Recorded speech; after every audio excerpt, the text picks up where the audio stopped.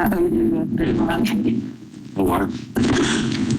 Good evening. I would like to call to order our December 20th, 2022 Little Rock City Board of Directors meeting. We'd like to welcome those in attendance as well as those watching at home. Madam Clerk, if you would, please call the roll.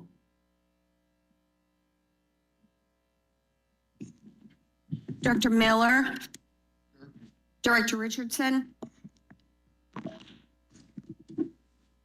Director Webb. Here. Director Peck. Director Wright. Director Wyrick. Director Compuris. Present. Director Phillips. Director Adcock. Present. Vice Mayor Hines. Present. Mayor Scott. Present. Is Director Wright on yet? Just didn't hear her acknowledge that she was on.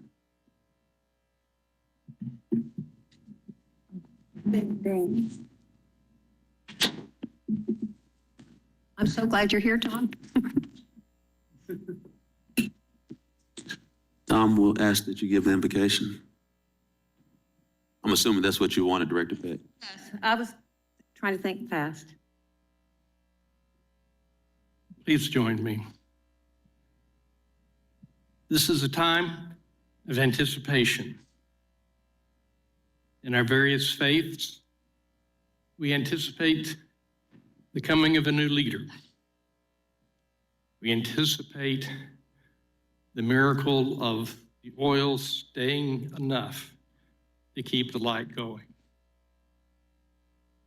We anticipate the ability to see past mountains, through valleys and over waterways, to find a trail that will bring fulfillment to life.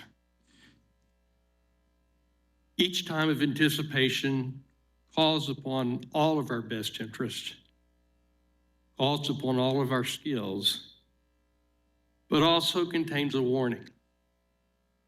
We may be the strongest, but we need not act like the strongest. We may be the weakest, but we need not sacrifice our deepest thoughts and feelings and concerns because we think we aren't strong enough to overcome the others. We may not care about certain issues because our issues have been defined for us in the way we have lived our lives, but we need to recognize that not everybody lives a life as we do. Each has to live their life as they can. And so our needs and their needs may seem to be different, but in reality, they are not. Because if it's something needed to make life fulfilling, to make community compassionate, to make possibilities grow, then we have to listen. We have to anticipate. And most importantly, we have to encourage full discussions, full debates, full consideration of all issues.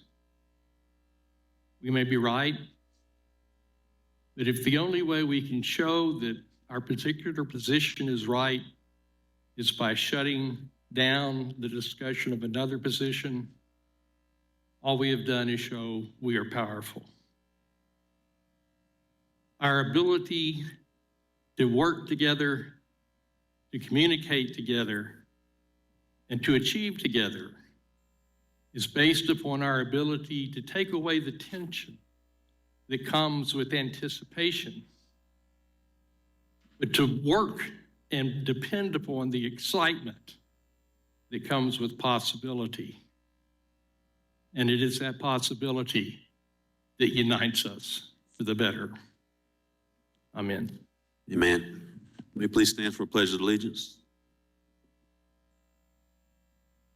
Pledge allegiance to the flag of the United States of America, to the republic for which it stands, one nation, under God, indivisible, liberty and justice for all.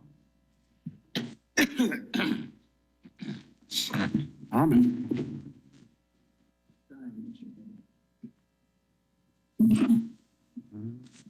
Get this bug I had, it's taking me. We'll now have our proclamation for Mr. Tony Curtis.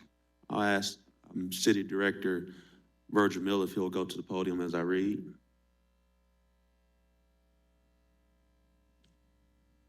Whereas Tony Curtis is a fount of knowledge about Little Rock's history and has freely shared that knowledge with residents, potential residents, realtors, developers, journalists, and city officials. And whereas Tony's profession as a realtor, specializing in Little Rock's historic neighborhoods, diligently worked to find buyers who would appreciate and respect the value of historic properties. And whereas Tony has been a visionary champion for preserving and redeveloping downtown neighborhoods and for honoring the history of Little Rock and its residents. And whereas Tony has dedicated over 3 decades to fully restore the Samuel B. Kirby House at 1221 South Louisiana Street, once condemned and marked for destruction, and the former home of his grandmother, Clara Shoemate Curtis. And whereas Tony has served on numerous boards of directors supporting historic preservation and redevelopment in Little Rock, and whereas Tony has advocated for, rescued, and homed dozens of four-legged friends who would have perished without his love and attention. And now, therefore, I, Frank Scott Jr., Mayor of the City of Little Rock, Arkansas, do hereby proclaim December 21st, 2022 as Tony Curtis Day. Congratulations. Thank you, sir. Let's give Tony a round of applause. You see what happens to you, you lose your hair. I lost mine. To Mayor, City Board members, I'd like to take a point of privilege here to tell you how excited and happy I am that this day has been declared Tony Curtis Day.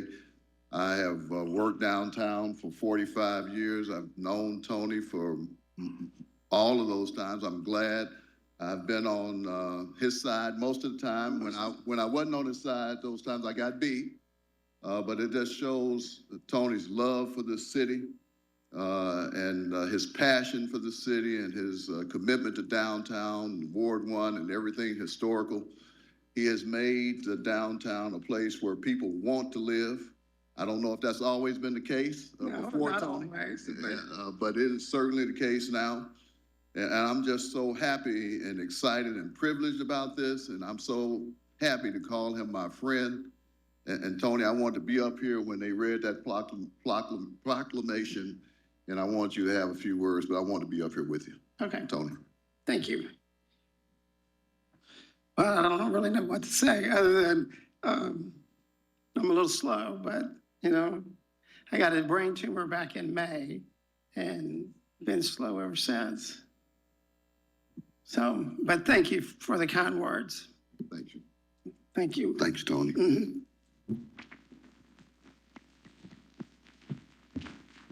And if anyone else wants to come back out tomorrow, we'll be at Tony's house starting from 2 to about 7. And we'll continue the celebration for Tony Curtis, my friend. Thank you, Mayor. Thank you so much. And Tony, we are so grateful for you. Mayor, Yes. Tony, congratulations also. We don't have audio right now. The studio staff is working on it. And if we could put something out, Aaron, that we don't have audio, but we're diligently working on it.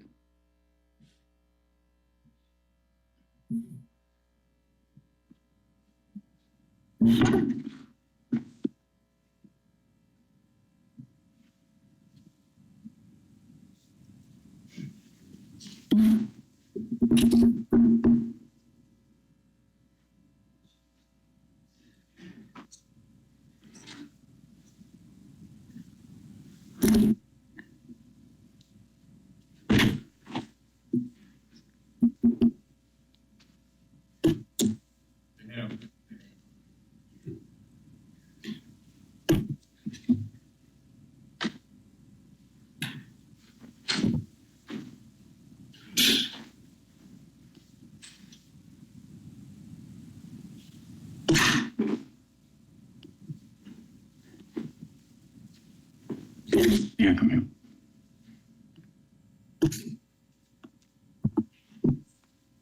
Well, while they're working on that, we'll just come back to that. All right. We're deferring M1. It won't be read today. Mayor, on M1, if you could just put that on in regular order, Bruce. Oh, all right. M2, we have an ordinance sponsored by Director Webb, which will require supermajority on the Cozy Spot rental short form. Also, in addition, item number 14 is being withdrawn at staff request, as well as item number 15.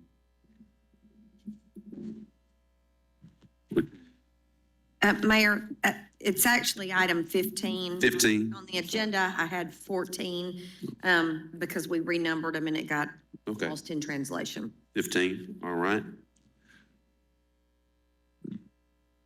We'll now read it M2. Is there a motion from City Director Webb? Is there a second? Second. From Director Campuris. All those in favor, please say aye. All those opposed, please say nay. Ayes have it. It's been added to the agenda.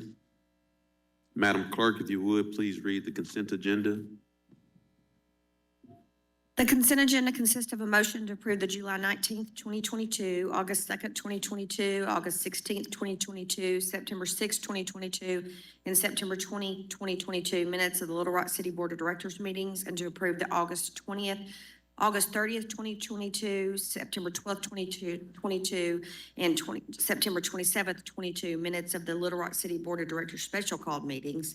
A resolution authorizes the city manager to enter into a contract with Griffin Group LLC in an amount not to exceed $65,000 to rehabilitate the property located at 10,008 Whispering Pine Drive in the Winterwood subdivision of the city of Little Rock, Arkansas, utilizing Home Investment Partnership Program funds. And for the purposes, a resolution to require that the 2022 audit be performed in accordance with the guidelines and format prescribed by the Governmental Accounting Standards Board, the American Institute of Certified Public Accountants, and the United States Government Accountability Office. And for the purposes, a resolution to amend Little Rock, Arkansas Resolution number 15,392 of February the 21st, 2021, to authorize the city manager to enter into a second contract amendment with ShotSpotter Incorporated, doing business as SST Incorporated, for a total amount not to exceed $149,500 plus applicable taxes and fees for the renewal of the wide area gunshot detection service for the Little Rock Police Department for a period of 1 additional year. And for the purposes, a resolution authorizes the city manager to enter into a contract with G&W Diesel for the purchase of 5 Pierce top mount pumper trucks and 3 Tower aerial trucks, in a total purchase of amount of $9,746,655.07 plus applicable taxes and fees for the Little Rock Fire Department. And for the purposes, funding from the 2022 limited tax general obligation capital improvement bonds.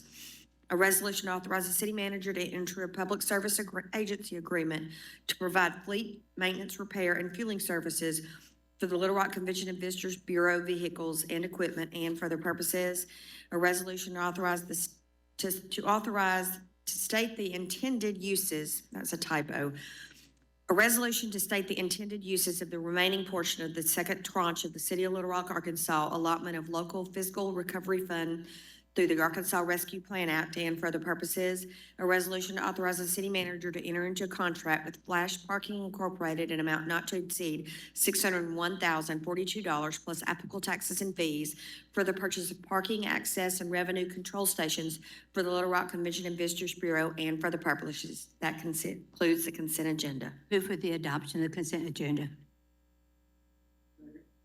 We have a motion and a second to adopt the consent agenda. All those in favor signal by saying aye. Aye. Aye. Any opposed? Vice Mayor, aye on Motion, everything except 7, and aye. One moment, Director Adcock. The consent agenda passes. No, I have one on the consent. Oh. I vote no on item 7. Thank you. Madam Clerk, please read the grouped items.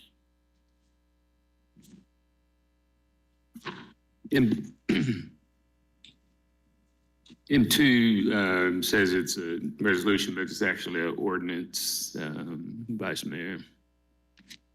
Okay. It's been added to the agenda.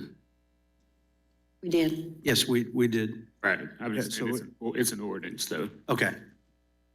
So it'll be added as a separate item. Correct, Madam Clerk? An ordinance to amend the land use plan in the West Little Rock Planning District at Glover Street from residential high density to neighborhood commercial and for other purposes. An ordinance to reclassify property located in the city of Little Rock, Arkansas, amending the official zoning map of the city of Little Rock, Arkansas, and for other purposes. An ordinance to fix and impose the amount of fees and charges to be paid to the city of Little Rock, Arkansas by Energy Corporation, the method of payment thereof, to amend Section 9 of the Little Rock, Arkansas Ordinance Number 11,683 of December the 6th, 1965, and for other purposes.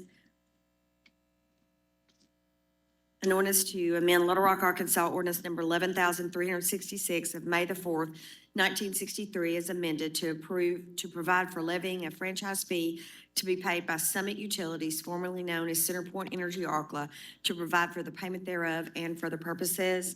An ordinance to levy franchise fees to be paid by all carriers providing local access telephone services to provide for the payment thereof and for the purposes. An ordinance to fix and impose the amount of fees and charges to be paid to the city of Little Rock, Arkansas by all companies that provide interstate or intrastate long-distance telecommunication services and business incidental to or connected with the conducting of such telephone business in the city of Little Rock, Arkansas, to amend Section 3 of Little Rock, Arkansas, ordinance number 15,706 of July the 5th, 1989, and for other purposes. That first reading. Move to suspend the rules and place on second reading. Second. There's a motion second. All those in favor, please say aye. Aye. All those opposed, please say nay. Ayes have it, second reading. An ordinance to amend the land use plan in the West Little Rock Planning District at Glover Street from residential high density to neighborhood commercial. An ordinance to reclassify property located in the city of Little Rock, Arkansas. An ordinance to fix and impose the aggregate amount of fees and charges to be paid to the city of Little Rock, Arkansas by Energy Corporation and the method of payment thereof, to amend Section 9 of Little Rock, Arkansas Ordinance Number 11,683. An ordinance to amend Little Rock, Arkansas Ordinance Number 11,366 as amended to provide for levying a franchise fee to be paid by Summit Utilities, formerly known as CenterPoint Energy Arkla, to provide for payment thereof. An ordinance to levy franchise fees to be paid by all carriers providing local access telephone services to provide for the payment thereof. An ordinance to fix and impose the amount of fees and charges to be paid to the city of Little Rock, Arkansas by all companies that provide interstate or intrastate long-distance telecommunication services and all business incidental to or connected with the conducting of such telephone business in the city of Little Rock, Arkansas, to amend Section 3 of Little Rock, Arkansas Ordinance Number 15,706. Second reading. Move to suspend the rules and place on third and final reading. There's a motion second. All those in favor, please say aye. Aye. Those opposed, please say nay. Ayes have it. Third reading.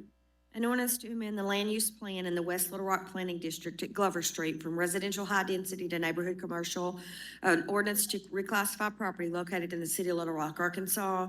An ordinance to fix and impose the aggregate amount of fees and charges to be paid to the city of Little Rock, Arkansas by Energy Corporation and the method of payment thereof, to amend Section 9 of Little Rock, Arkansas Ordinance Number 11,683. An ordinance to amend Little Rock, Arkansas Ordinance Number 11,366 as amended to provide for levying a franchise fee to be paid by Summit Utilities, formerly known as CenterPoint Energy Arkla, to provide for payment thereof.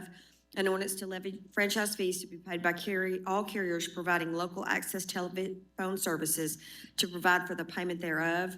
An ordinance to fix and impose the amount of fees and charges to be paid to the city of Little Rock, Arkansas by all companies that provide interstate or intrastate long-distance telecommunication services and all businesses incidental to or connected with the conducting of such telephone business in the city of Little Rock, Arkansas, to amend Section 3 of Little Rock, Arkansas Ordinance Number 15,706, third and final reading. We now have three readings. All those in favor, please say aye. Aye. All those opposed, please say nay.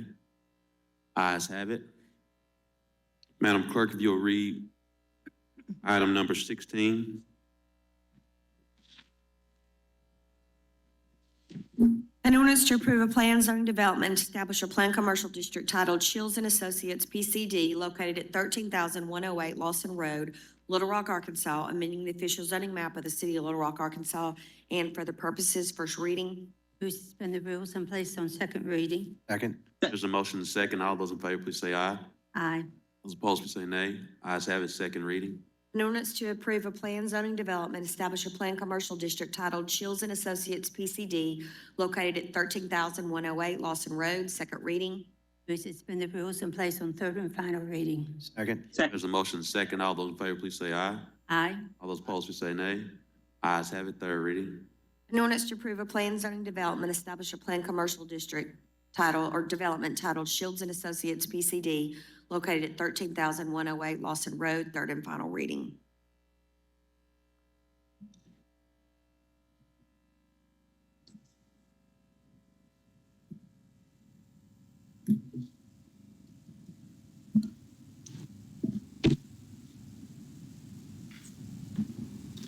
Looks like I have 12 against item number 16, nothing for item number 16. Again, I'm gonna recheck. Mayor, Yes, sir. so is the applicant here and were they notified of this rehearing? They have been notified, to my understanding. We had that notification last week. If this is the same one, I believe. This one was on the agenda. Yeah, this is not the, This is not the one that It's not the was- Beck, the one you're thinking about. Oh, It's not that. That's M2. 16 is the Beck item, Mayor. On 16. This is the one Madam that we Clerk? added last week to the agenda. Yeah, it was added last week. I thought you meant the one that we were trying. It's not M2. No. Yes, okay, all right, wrong call. So we have these 16 that are against. Mr. Collins here.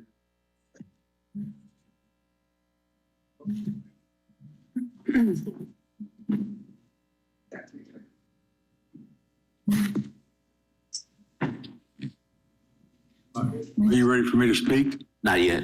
We'll come to you in 1 second. We just. I'm sorry. Want to make sure our question's answered first.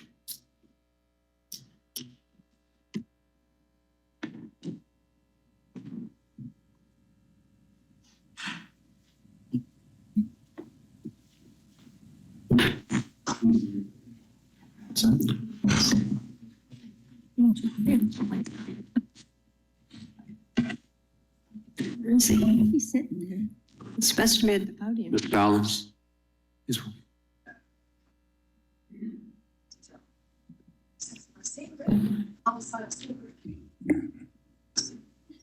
Has the applicant been notified? The applicant was sent, I think communication from our office is going to be heard. If you're asking for notification as far as mailings, we don't, that's not done at this time. It's done at the Planning Commission. Tom, I guess the point of order here is the fact that this was already voted on and decided, and we've rescinded that vote and brought it back. Was there notification that, I just want to make sure we're not going to be dealing with this and again in another month. I want to make sure all our i's are dotted and t's are crossed on this item. Mayor, do you not see my hand up? I have not. But It's not up. I've got my hand raised. I just saw it. I've been trying to get Mr. Collins, hadn't got a chance to see it. It's been up. I apologize, I didn't see it.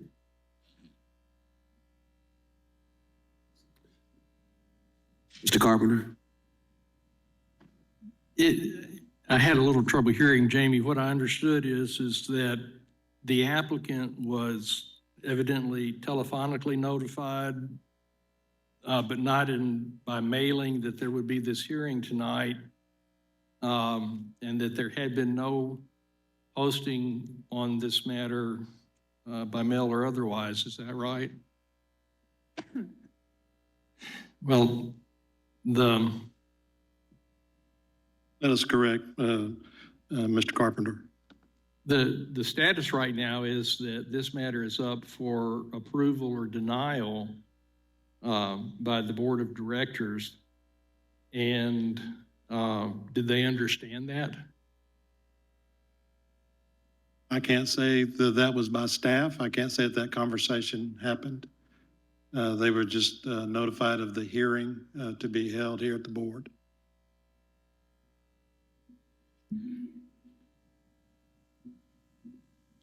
Mayor, the situation that the board is in is that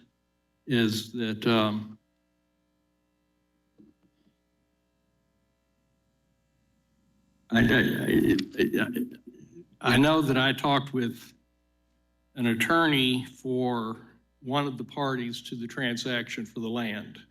I don't know which one.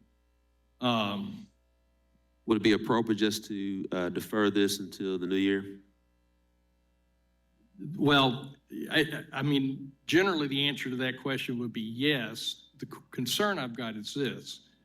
I know that they had a closing date set earlier this month, which they reset to sometime in January based upon the fact that this motion was coming forward and might be approved.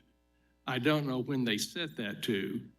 And I think it would be incumbent upon the city to find out if it's set like later in the month of January, then there would be time for everybody to recognize what the final board decision is going to be, and nobody could say that they were harmed. If it's set at the first of the month or the first part of the month and can be worked in, the same applies. But I don't know what the board's going to do today, but if the board votes today to let this matter go forward, it's not going to hurt the applicant at all. If the board votes not to let this matter go forward, then the applicant is going to be in a different position. And right now, I don't have assurance that they knew that whatever position they had in this land could be at risk. As I understand it, the zoning on this, or this particular action to approve the plan development is a predicate to actually closing on the transfer of title to the property. And that if it is not approved, then the property transfer will not occur. And what I don't know is, did the applicant or the parties to the purchase of the property know that being able to purchase this may be decided today adversely to them? And if they didn't want to be here, great. But if they didn't, and we don't have anything in writing to say they did, it's going to be easy for them to say they didn't if they get a negative vote, and then we're really going to kind of be in a mess. So, City Attorney, Director, Vice Mayor Hines, I'll come to you because Director Warwick had her hand up. Then we'll come back to you. Okay. My comments are this. This came before the Planning Commission several months ago. And the against side, who is here tonight, was not able to speak. They didn't know the rules for the Planning Commission. They didn't know they had to have their cards in by 4 o'clock. And they were in a different room than this room where the meeting was held. And so they didn't get their voices heard in the Planning Commission. Then when it came before us, the cards were shuffled or misplaced, and so they didn't get heard that night. I think there's a number of them that are here tonight, and I don't think the board got much communications to all of us in regards to the folks that had some concerns. I've seen where there's a petition of 30 people that are not in support of it, and then I heard tonight there's 60 people not in support of it.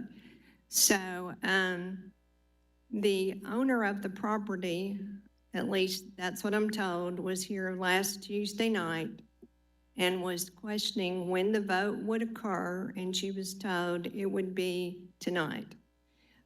She is the owner of the property. The applicant, I don't know if he was here last week or if he's here tonight. But this has been a fiasco of clerical errors, situations from the planning commission until now. And I just don't know how we can continue to mess around with this development and mess around with the people that live so close to it. For the applicant not to be notified, that's unheard of, and not to have documentation that he was notified, that's unheard of. But I do know the owner of the property was here on Tuesday night, and she heard that we were gonna vote on it tonight. Just want to give you some feedback on how this has been kind of a messed up situation for the developer and for the residents in the area. Thank you, Director Wyrick. Vice Mayor Hines. So I can clarify what's going on. The applicant was aware that this would be heard tonight. They were not aware that we had changed the time from 6 p.m. to 4 p.m. They are en route, and I would suggest that we hold this until they arrive so all parties can be in the room before we decide this. That's the motion, I'll second it. There's no need for a motion. We'll just defer it to later on in the evening.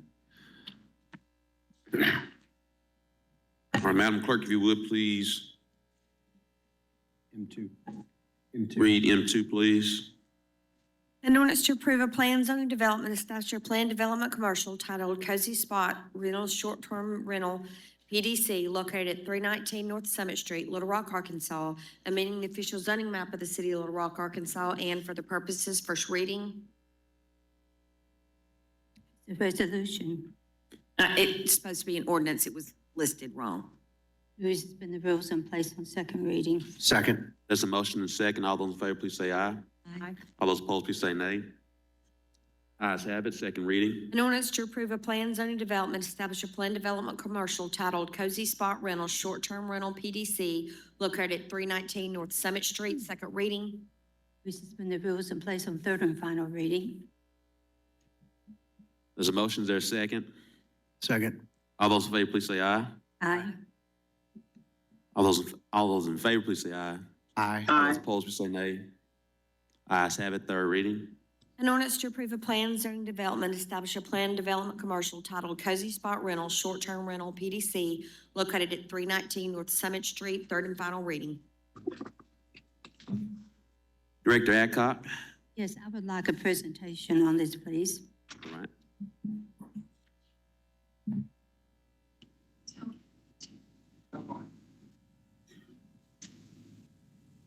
Director Collins.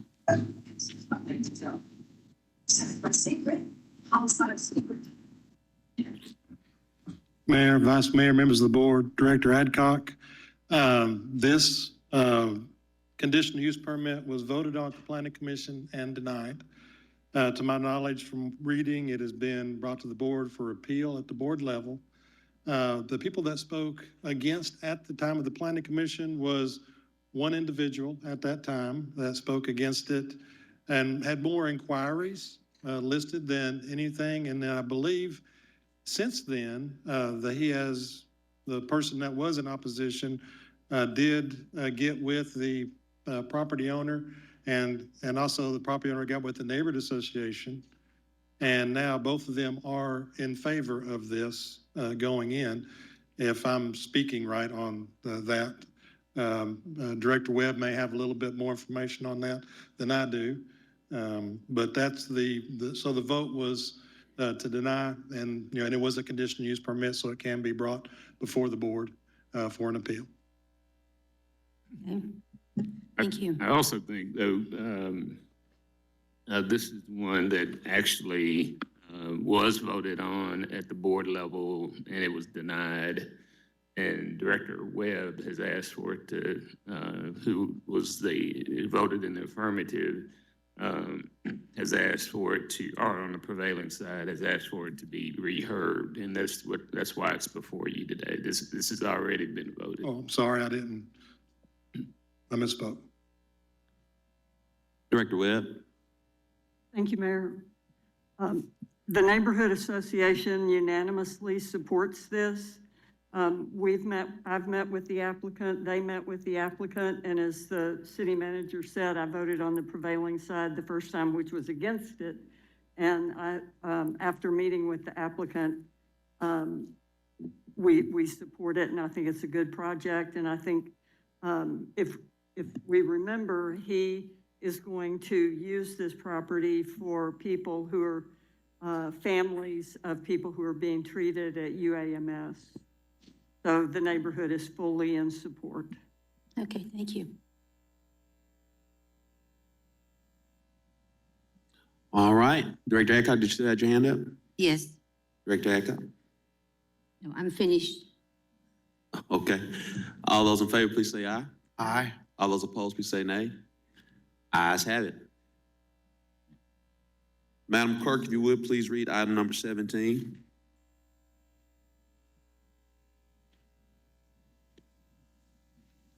An ordinance to provide for and to adopt the 2023 budget of the city of Little Rock, Arkansas for the period beginning January 1st, 2023 and ending December 31st, 2023, to appropriate resources and uses for every expenditure item and operating fund to declare an emergency. First reading. Is there a motion and a second? Director Peck? Yes, I guess this is the appropriate time to bring up a proposed amendment to the budget. Is this the appropriate time? Sure. And I pass this out to everyone. I'll make just some very brief comments about it. It is a proposed budget amendment. And I think we all know that we've got lots of components to our job as city directors, but I think we all agree that public safety and the responsible use of taxpayer dollars are at the very top of the list. Additionally, I believe that transparency and consistency are very important to our employees, our city's greatest resource. Without transparency, it isn't possible for the board to be responsible stewards of taxpayer money. So to facilitate this, I move to add the following amendment to the budget, and you do have a copy in front of you. In order to have a more transparent process for compensation matters for city employees and for the board to perform its fiduciary responsibilities in a transparent way, the following changes will be made to the budget process. The number of employees of the different departments of the city shall be fixed at the time of the passage of the budget. Any proposed increases in positions or changes in positions, including but not limited to job titles, transfers from one department to another, or salary increases outside cost of living, length of service, or the salary guide, shall be approved in advance by the Board of Directors. I believe this amendment, which is modeled along the lines of what the state of Arkansas does, will be beneficial for all of us, and I would ask that you consider this proposed budget amendment at this time. Thank you.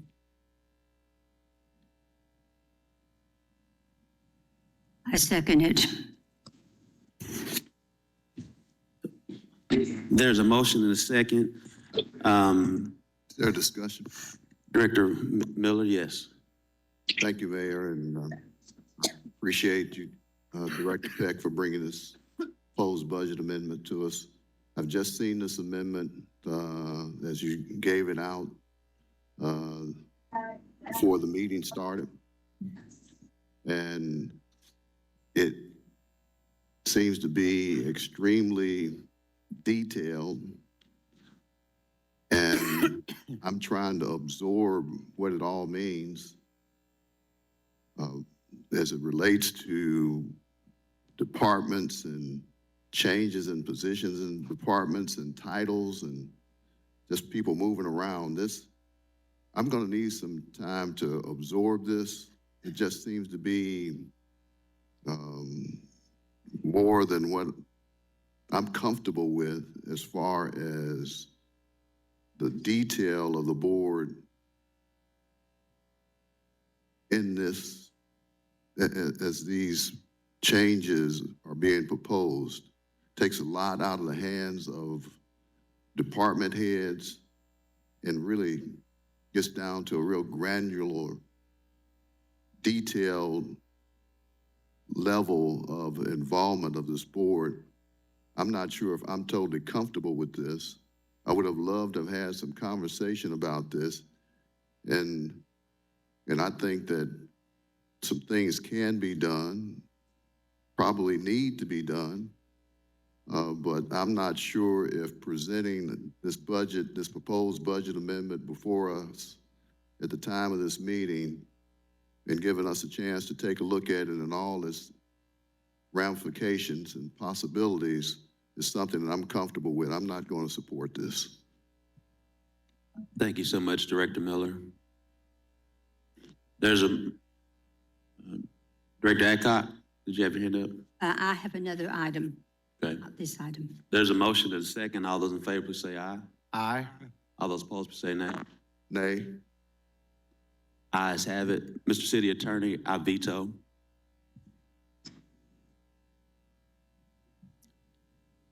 Board has next board meeting to vote on whether or not to override the veto by a 8-vote margin.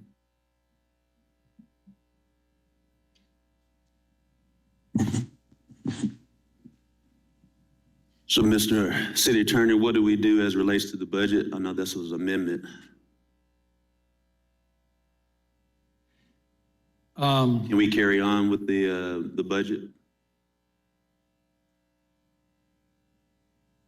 Well,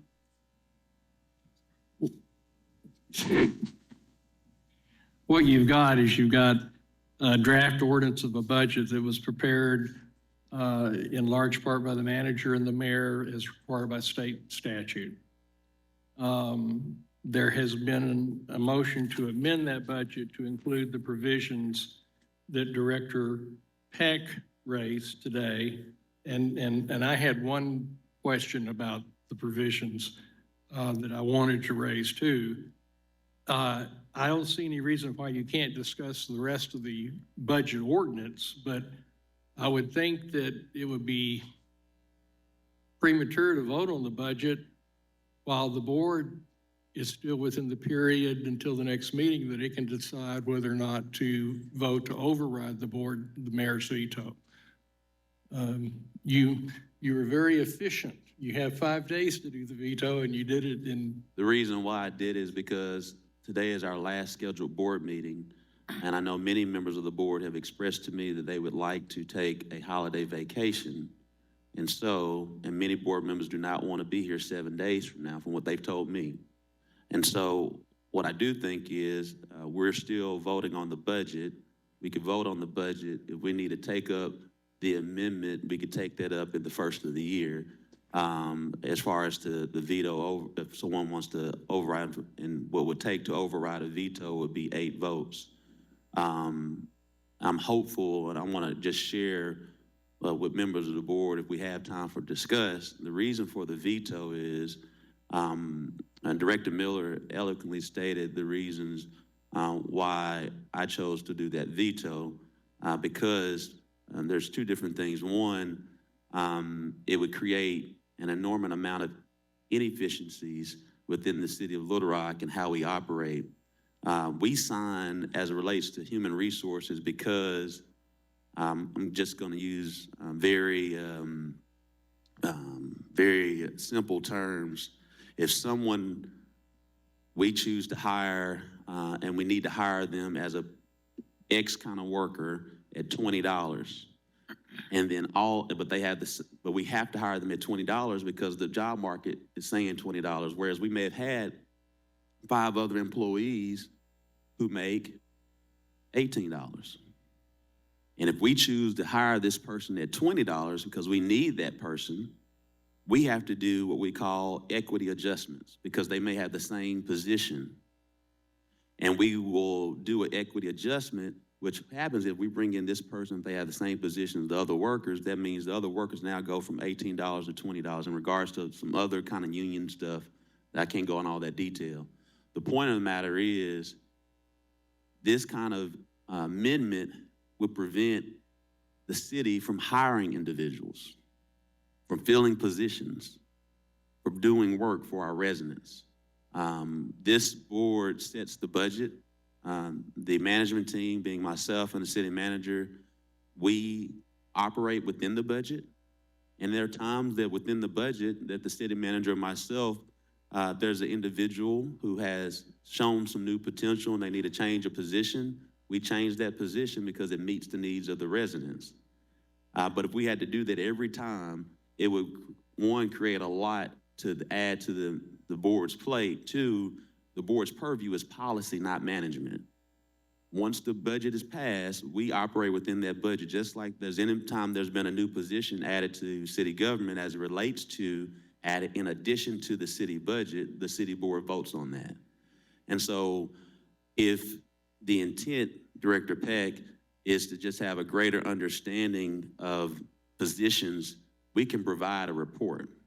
But when you talk about changing titles, the board does not, and this is not just the mayor and the city manager, the department directors, their supervisors who are doing performance management and taking care of business as it relates to human resources, that is a management function, not a board function.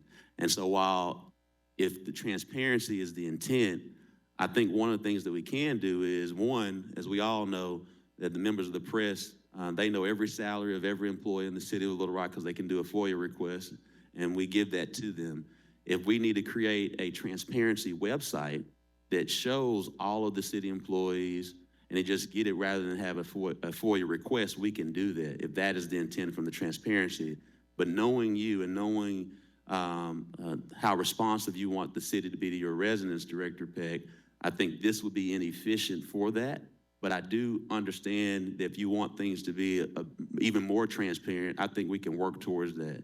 But I do think it would create inefficiencies, and that's the reason why I shared the veto. Let me follow up, tell you sort of where I think you are. First off, I don't know how many times we had read the budget ordinance before the amendment was made. But the amendment was made, and then you've done a veto, which in effect means you vetoed the entire ordinance. So now you have no budget ordinance before you. And therefore, we're starting sort of back at what is the budget ordinance. We vetoed the amendment though, Mr. Attorney, not the budget. Well, except that you can't veto the amendment. The amendment passed. You can veto the ordinance with the amendment. Okay. And so if your veto is just to the amendment, then the amendment's still in there and you can still discuss the budget. And with the notice from your office, and I'm not speaking politically for you, just where we are, is that if the ordinance for the budget gets passed and the amendment's still in there, then you're going to veto the ordinance. Or you can say, look, we vetoed it, now we got to go back to square one and where's the budget ordinance and start that discussion.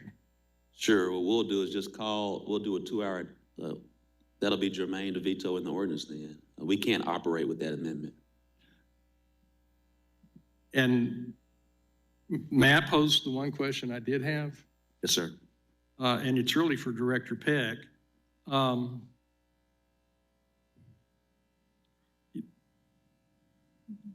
one question, Mr. Attorney. Since we haven't passed the ordinance, could you explain how is vetoing the ordinance? Because we haven't passed the ordinance, we just vetoed the amendment. That was my point, Mayor. It's that if you haven't passed the ordinance yet, there's nothing for you to veto. What's been made is an amendment to the ordinance that would be ultimately voted upon for the ordinance. All that's been voted on is adding the amendment. And so there's nothing for you to veto at this point because it's an amended part of the ordinance. Gotcha. And so that's the reason on the schedule. So Yeah. yeah, so we'll just have to schedule a meeting either later today or tomorrow then. But I still had a question, if I may ask. Yes, sir.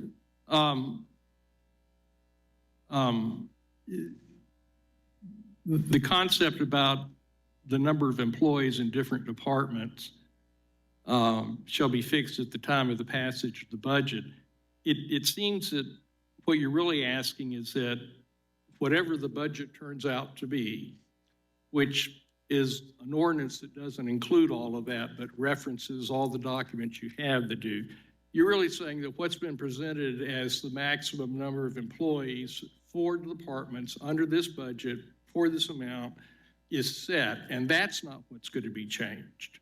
So you may have, I'm just throwing out a number, you may have 40 in human resources. And two questions. Question one, if those 40 in human resources include levels 1, 2, and 3, and during the course of the year, it's found out that we don't need as many 3s, but we do need an extra 2, and that switch is made, did you intend that not to occur without board approval? No, no. Okay. And then the second one is that if, as long as it's the 40 employees, if that's the number, then whatever happens within that number 40 is okay, as long as it's not an increase in the size of the staff.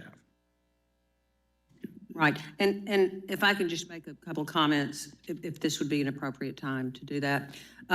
So it's, I don't think I'm the only one that gets questions from constituents and residents about this. And I do know that with our open data site, that there are some financial apps that go along with that, that it would be very easy to have payroll on there, expenditures on there, the open budget. I don't know what the cost is. I don't know if we've examined it. But I mean, people want to know, and I can't answer those questions. So when people ask me, well, how many people are in parks and what do they make and how many vacancies are there? And if there are vacancies in one department, can they get shuffled into another department? I mean, I don't have this information. And I think that in your words, Mayor, to be accountable, clear, and transparent, that this would behoove us to move in a direction like what the state does. Again, I try very hard to be communicative and with facts for my constituents and residents, whether they're my constituents or not. And this is information that I think we could have on that open data portal. And Director Peck, again, this is all, that's not how this reads. We can do that today as far as having if anyone wants to know how many vacancies there are, one, you should call either Bruce, myself, or a department director within that agency, and they can share that information. Just like the press, if they want that, they ask for it or they FOIA it. I totally think we should have a website that shows all of that. But this is not what reads there. What it reads, it says proposed increases in positions or changes in positions, including but not limited to job titles, transfers from one another department to another, or salary increases outside of cost of living, length of service, or the salary guide, shall be approved in advance of the board of directors. That's a lot. We change positions every day based off of need within various departments to fit different things. Mr. Moore can share different things that's gone in the IT department. I can share different things that goes on with other departments. That happens every day. But as long as we stay within the confines of the budget that this city board passes, that's how we remain effective being responsive to residents. Now, what you're saying here is if we need to, essentially, we give a raise every day based off equity adjustments. We probably do, Mr. Moore, would you say a month, at least 100 equity adjustments? So that would be 100 notices to the city board. I wouldn't say we do 100. And it's, I was just adding a little flavor to it. well, I didn't want people to think we did 100. And and what happens is as employees are hired or offered a job, the human resources will review people in the same position, but they also look at the experience this person is bringing from the outside or sometimes even internally. So they do a review of similarly situated positions in the organization. And sometimes, again, because of the way the market is right now, sometimes we do have to offer a little more than the current employee is making But again, we do that equity review to ensure that all things are fair. Sometimes there are small increases that are given to current employees, and sometimes after HR looks at it, it says it's not a fairness issue, and everything can remain the same. So that's just one example of something that happens on a regular basis in the organization.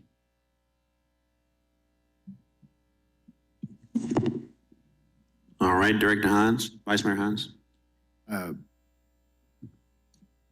And I think where we're going to is that our impression is when we approve a budget, when we see the number of full-time employees, the number of, that those would be housed within those departments. And it seems to me that we felt that in the past, there's been wholesale changes that have been moved. It's created confusion, much like when we got the report on your Office of Executive Administration, the new job titles. We thought there had been headcount added, and really it was just a changing in job description in that, that we thought we had approved what was going on in Office of Executive Administration through the budget. So I don't fully understand why this creates, to me, it seems like you still got latitude, but that we would like some oversight, because we felt like, you know, once you, and I think even you and Sarah maybe even told us that, well, once the budget's approved, we can rearrange the deck chairs in any manner we see fit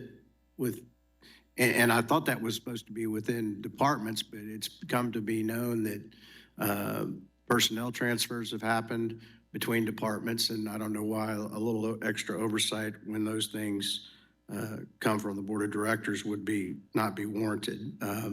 I think our open data portal, which the city invested quite a bit of money on since I've been on the board to get up and running, and we won awards on it. I'm hearing from, like we stated a couple weeks ago, that some of those issues in the open data portal are not being updated or kept up to speed in real time.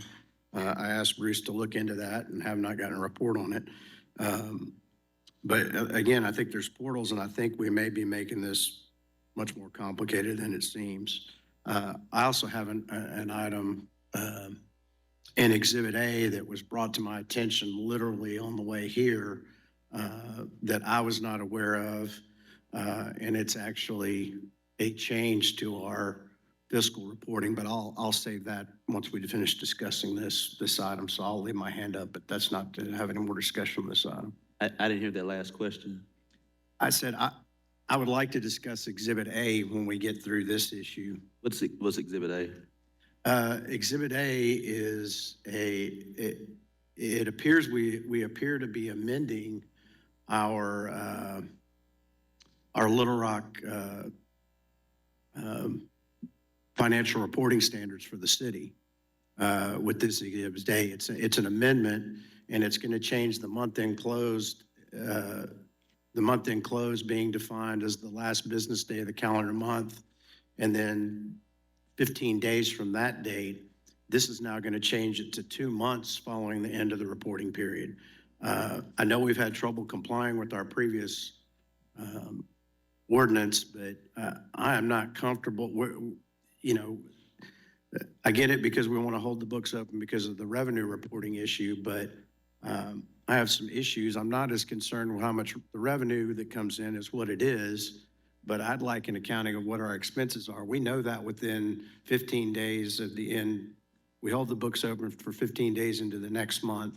And then our ordinance currently says that a week after that date, which normally is the 15th, we would have a financial reporting, which we've not been able to do. And I thought that Sarah's department was working on a revision to this, but seems to me, and like I said, I got a heads up from somebody on the way here by a phone call that this was in there, and I had not realized this was part of the exhibit. So I'd like some explanation on that as well. We'll do, Sarah, while I'm answering a couple questions from Director Hines and Director Hines, Vice Mayor Hines, thank you so much for your comments. As you shared, and I appreciate, the confusion was a change of titles, not a change of positions, because the Office of Executive Administration has not added any positions. that the city board has not voted on. The city board voted on the chief equity officer, the chief education officer. You all voted on that in our particular budgets. And so we've never did any change, and you are correct. If a supervisor needs to change, make change within their own respective department, once the budget passes, they can do that. That doesn't happen often.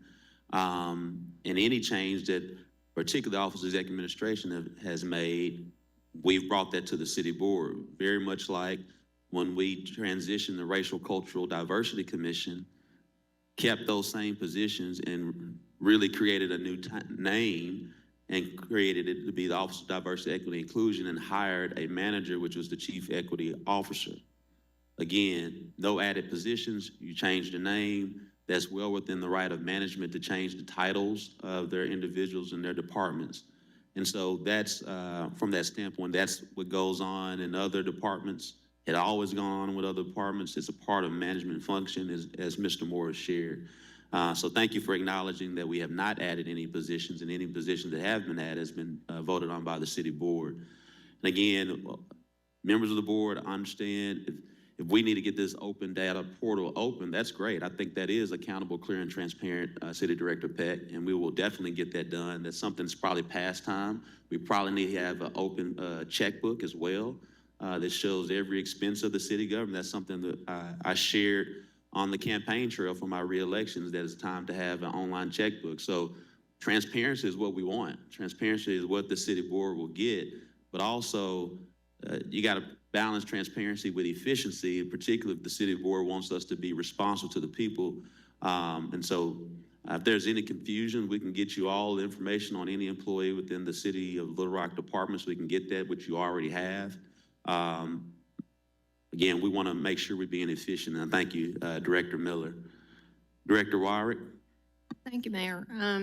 The city attorney answered my question, because I thought whenever you vetoed this, you were vetoing the budget. So he answered that question for me. But Director Peck, with this budget amendment, I think is very thoughtful in trying to bring out the transparency for the City of Little Rock, for your office, for the city manager's office. We constantly get questions about, well, how many people does the mayor have working for him? How many people does the city manager have? You know, it seemed to be top heavy in the city.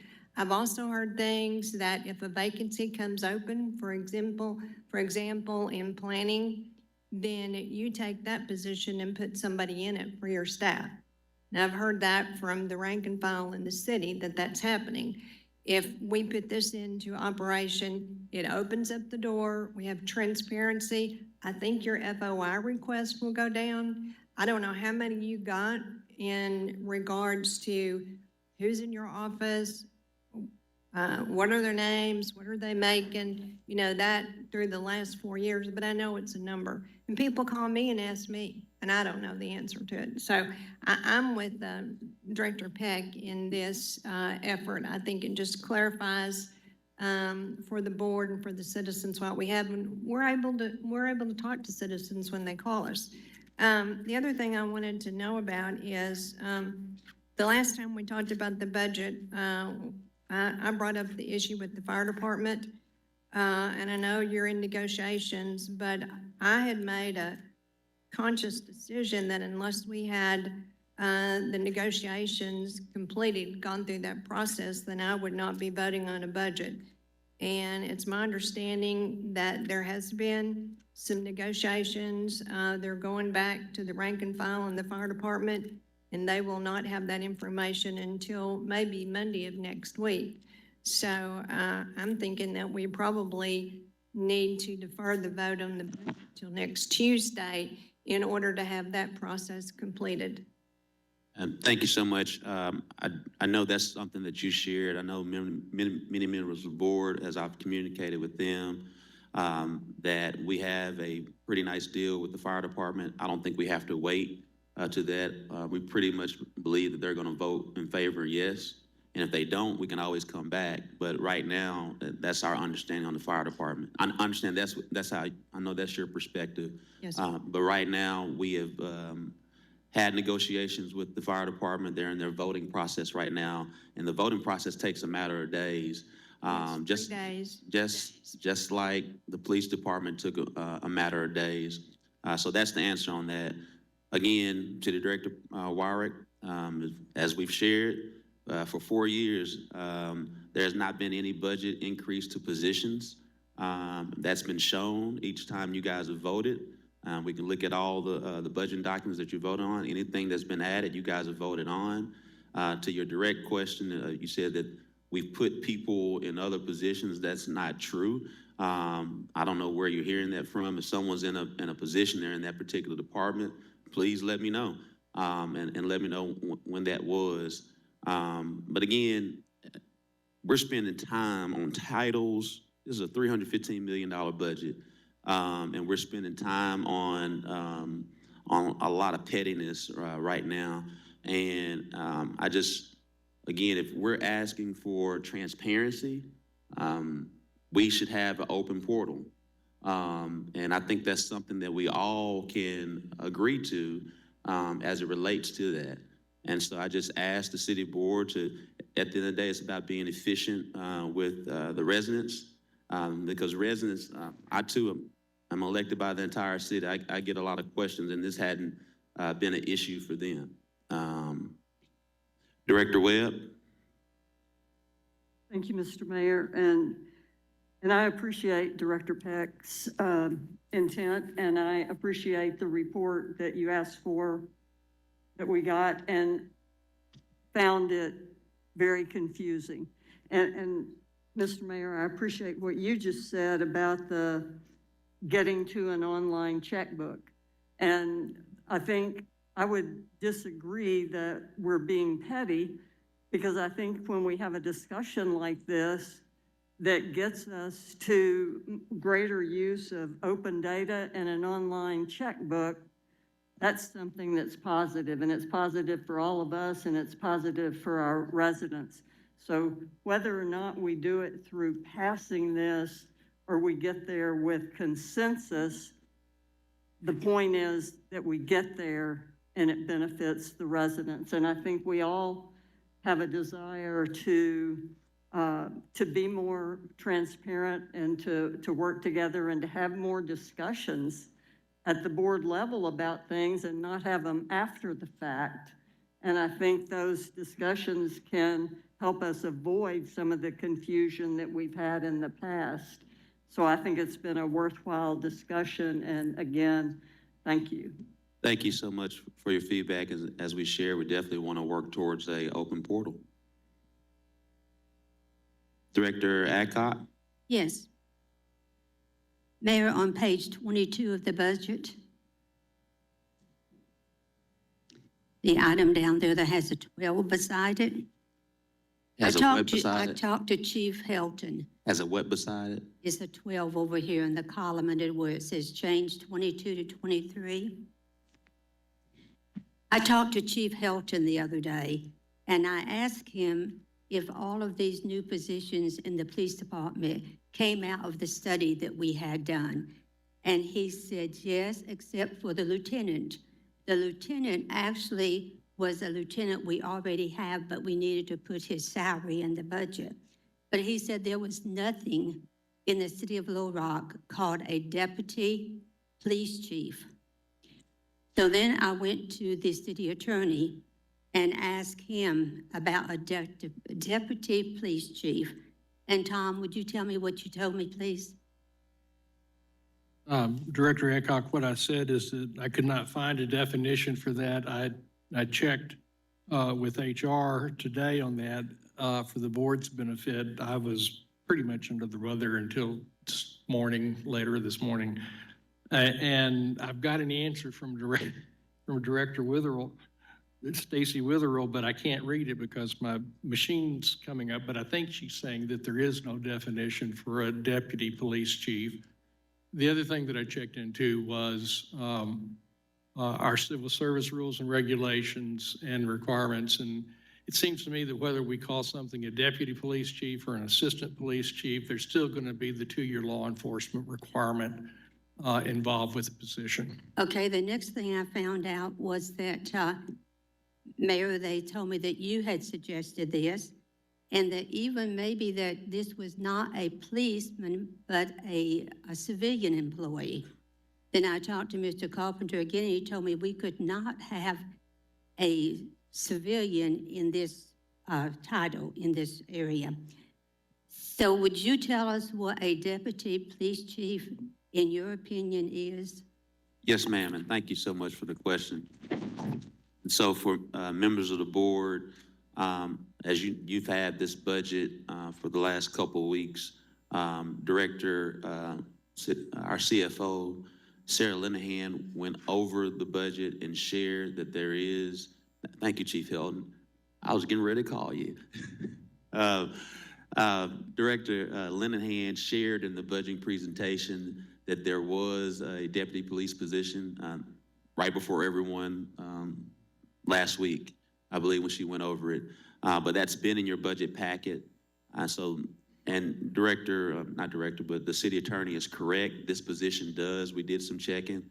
This position has to have 2 years of law enforcement. We already knew, I believe even Mr. Moore shared with me that it had to be a civil service commission position. We are aware of that. And so the deputy police chief position is something that interim police Chief Hilton and I have been discussing. Didn't think it was a question because we discussed it last week. But since there is a question today, Chief Hilton, want to share with us? Yes, sir. Mr. Mayor, Mr. Moore, members of the board. The deputy chief position, I think this conversation actually started before I became the interim. I know Chief Bewley at the time and Mayor Scott had talked about this, and it actually goes back a little bit further than that. Back when Chief Buckner was here, that the conversation came up about a deputy chief position. And the reason behind that and the idea and the concept is nothing different to agencies our size around the country are moving to that platform.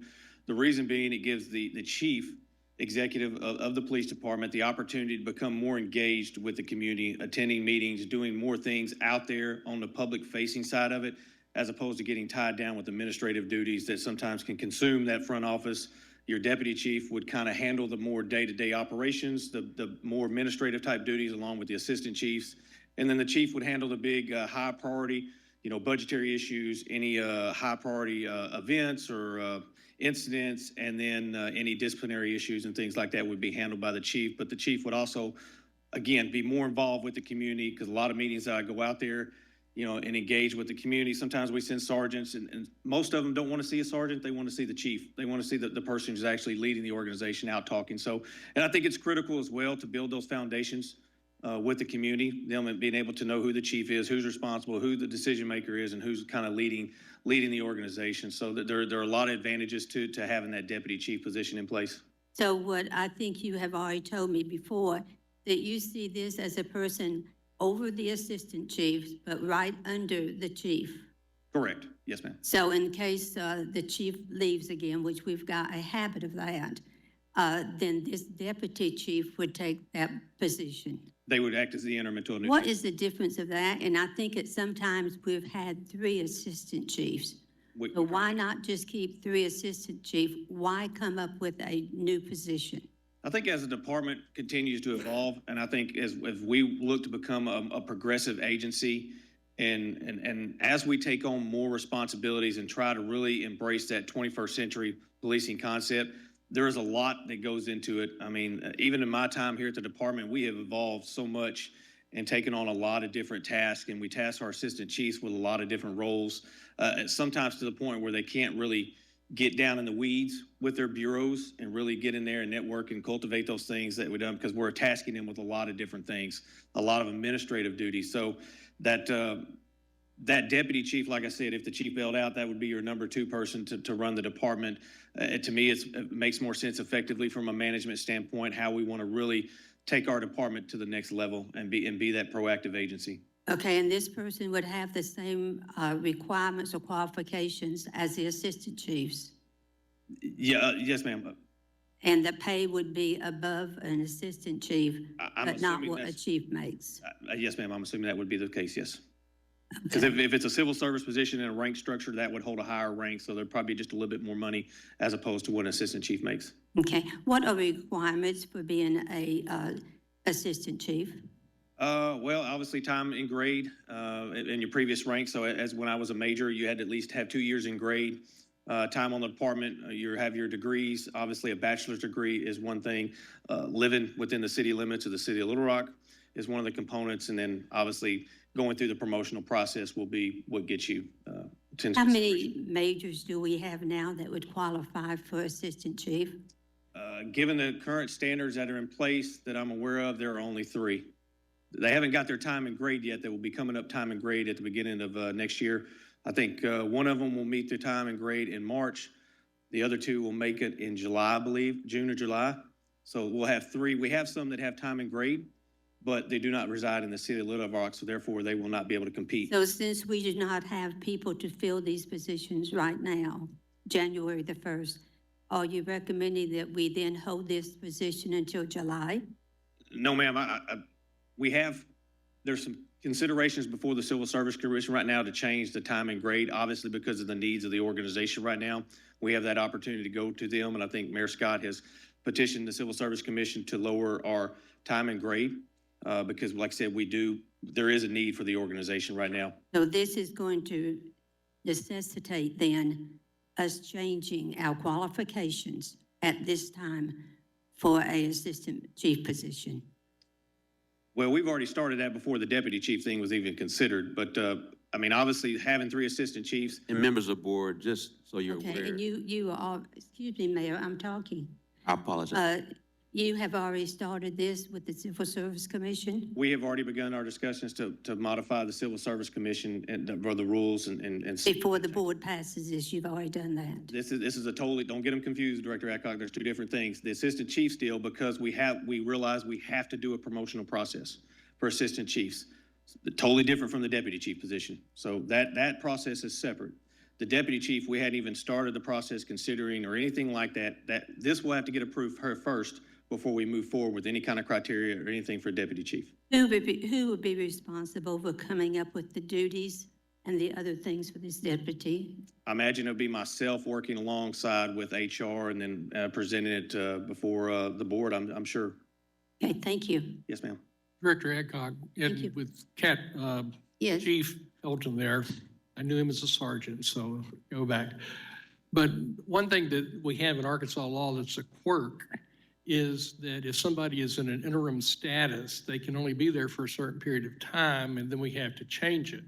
And one of the things that was not said, but I can certainly hear, is that if you have a deputy chief, then you don't get into a situation where you might have to be changing who is in charge of the department until you have a new chief, because that would be one of the job requirements for the deputy chief. They could be in that position, acting for the department in that role until we had somebody else, and that it wouldn't be at the end of so many days, we'd have to get somebody else in there. And I think that would probably be one of the advantages that he was talking about. Okay, thank you. And thank you. And Mayor, also, I'm like Director Wyrick, until I see the signed document from the fire department, I do not want to vote on the budget. Thank you. That's fine. Again, members of the board, we don't have to wait on that. You guys have communicated your vacation plans. So I just want to make sure we're all aware about that. Director Campuris?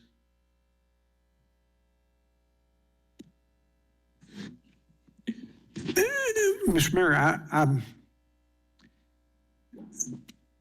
I'm hoping that 2023, we start off on better footing between all of us and how we work together. And my fear is that we're not ending this year on a good footing.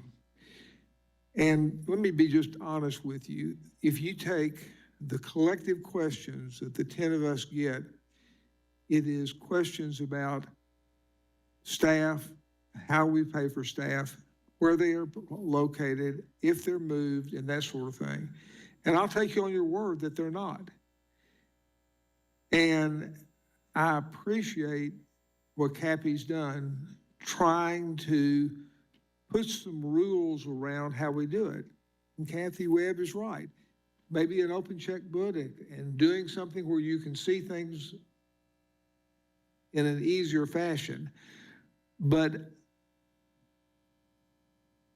Cappy trying to get some clarification on these issues, asked 5 or 6 days ago that an email that she sent out to all of us, questions that concerned people than what they were paid and under Mark Stolen, paid under you and different titles and things like that. And to my knowledge, I haven't seen that back yet. And you know, those are the sort of things that Stacy and Sarah ought to be able to get us in a matter of hours, I would hope. But it's 5 days now, and that's the sort of thing that makes it hard for us to have a collegial working relationship. And all of us want to do that. You've got 11 people here who all want to make the city better, and we spend our time saying, you know, there was a VISTA program specialist that now is the chief equity officer. How did that occur? What's the pay difference? Those are things that Sarah and Stacy ought to be able to tell us exactly and how it occurred. You clear those things up, and then we don't talk about it anymore. You have an open checkbook, and we don't talk about it anymore. We start talking about public safety and how we get things going. And those are the things that cast doubt on whether we really are transparent. If you asked something 5 days ago, and I don't have it today, and you want to vote on a budget today. And those are the problems we have. And I'm just trying to be honest with you, because we spend Director Capurius, I'm trying to have a lot of patience. You all have had all of this information. The new question, you are correct. You guys got all of this information 2 weeks ago. 2 weeks ago. The new question that you have not received is comparable to Mayor Stoller and myself. That's the only new information that you haven't received. That was being prepared. That you will have that, I think, tonight. I think it was supposed to be sent to, this morning, but there was some other staff things going on today and didn't get to you. We apologize for that. But my point of the matter is, if we're going to start off on the good foot, and that's what everyone says, what doesn't happen is we have a budget amendment the day of that no one sees in regards to stuff like this. We have an open conversation. It's not a gotcha moment. So we're going to start 2023 off. We're going to all communicate together and stop all this gotcha moments. That's what I'm getting tired of. Director Capurius?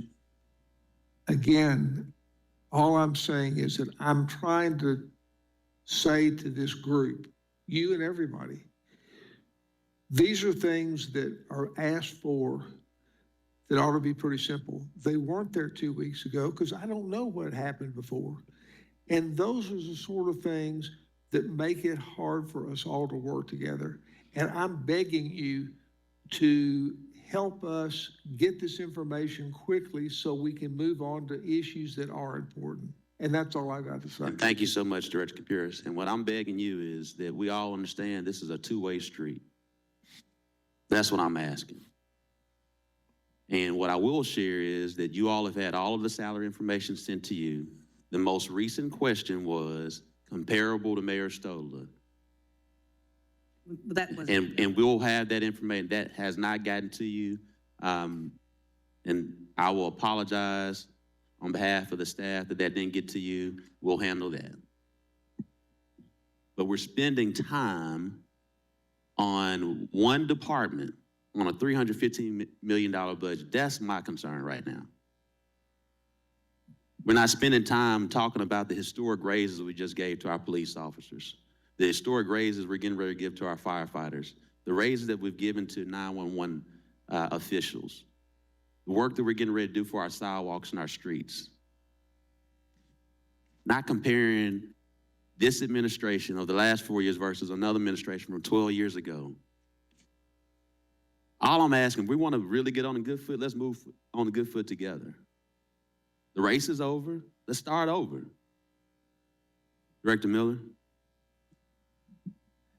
Thank you, Mayor. And I appreciate the conversation. It certainly brings me back to the invocation that the city attorney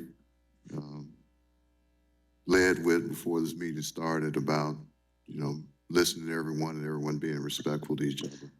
I think that's extremely important. Couple of points, couple of observations. I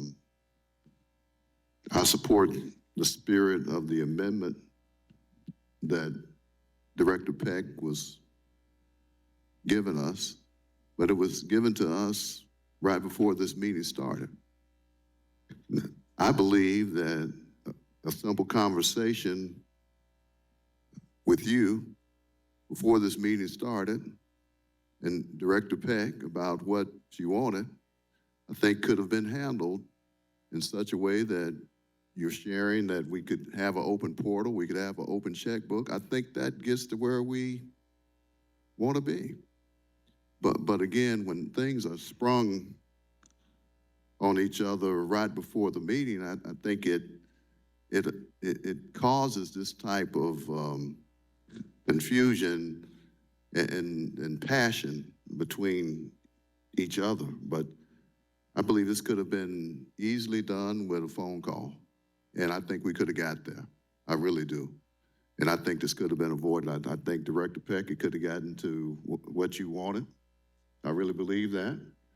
And Mayor, your explanations about what we can put together, open portal, open checkbook, I think we get there. And so it's unfortunate that it sort of boiled down to this, and I know people are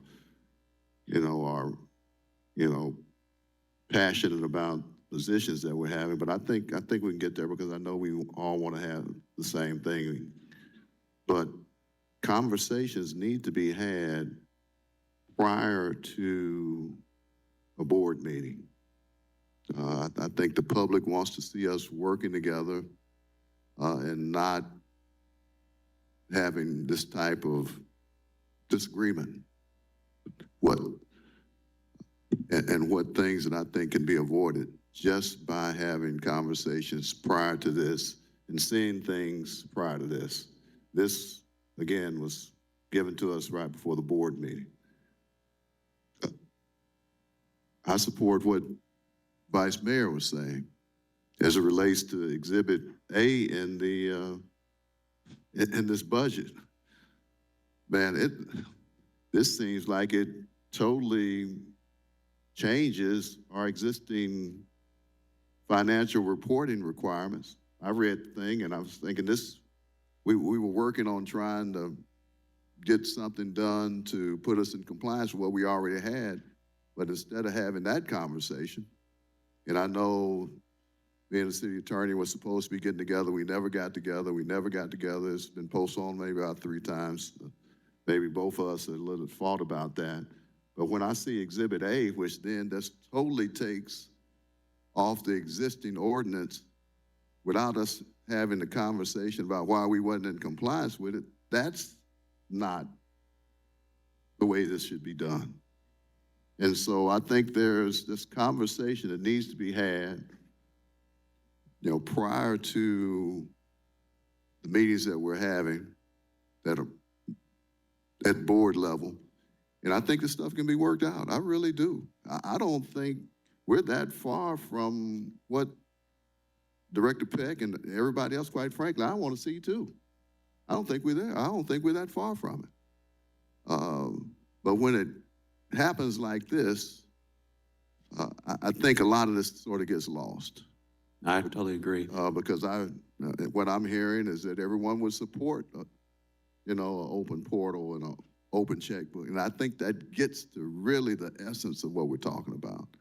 But it sort of gets out of control when it's discussed like this. So that's the point on that. And then the Exhibit A, I just feel like that was not handled correctly. And let me ask the CFO to come up to address.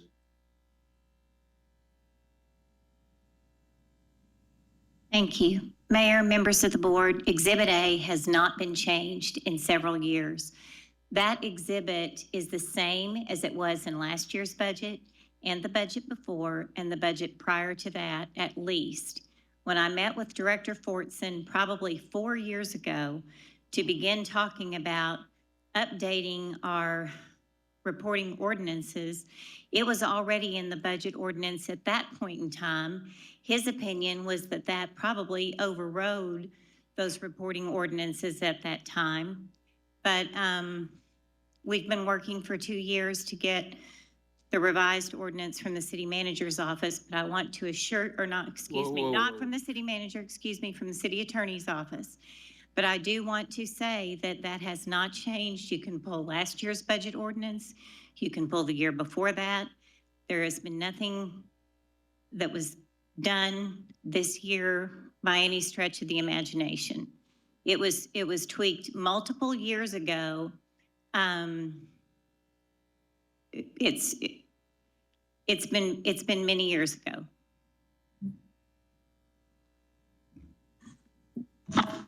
It just, again, the existing ordinance seems different from this. I must be confused. I was gonna have some meetings. We were gonna talk about it with the city attorney. It never happened.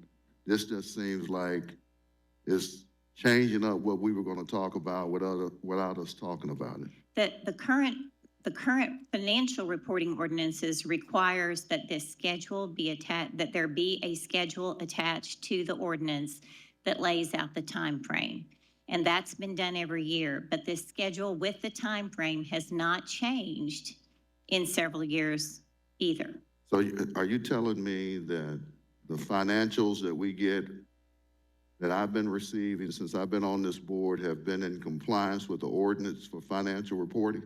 They've been in compliance with the budget ordinance for the last. I'm not talking about the budget ordinance. We've been trying, no, sir, we are not meeting the time frame and have not met the time frame That's since all before I became finance director. All I wanted to hear, right there. I'm not interested in the rest of the back and forth on that about, I'm sorry, I don't mean to. Well, no, I do want to say though, and the city attorney needs to opine on it.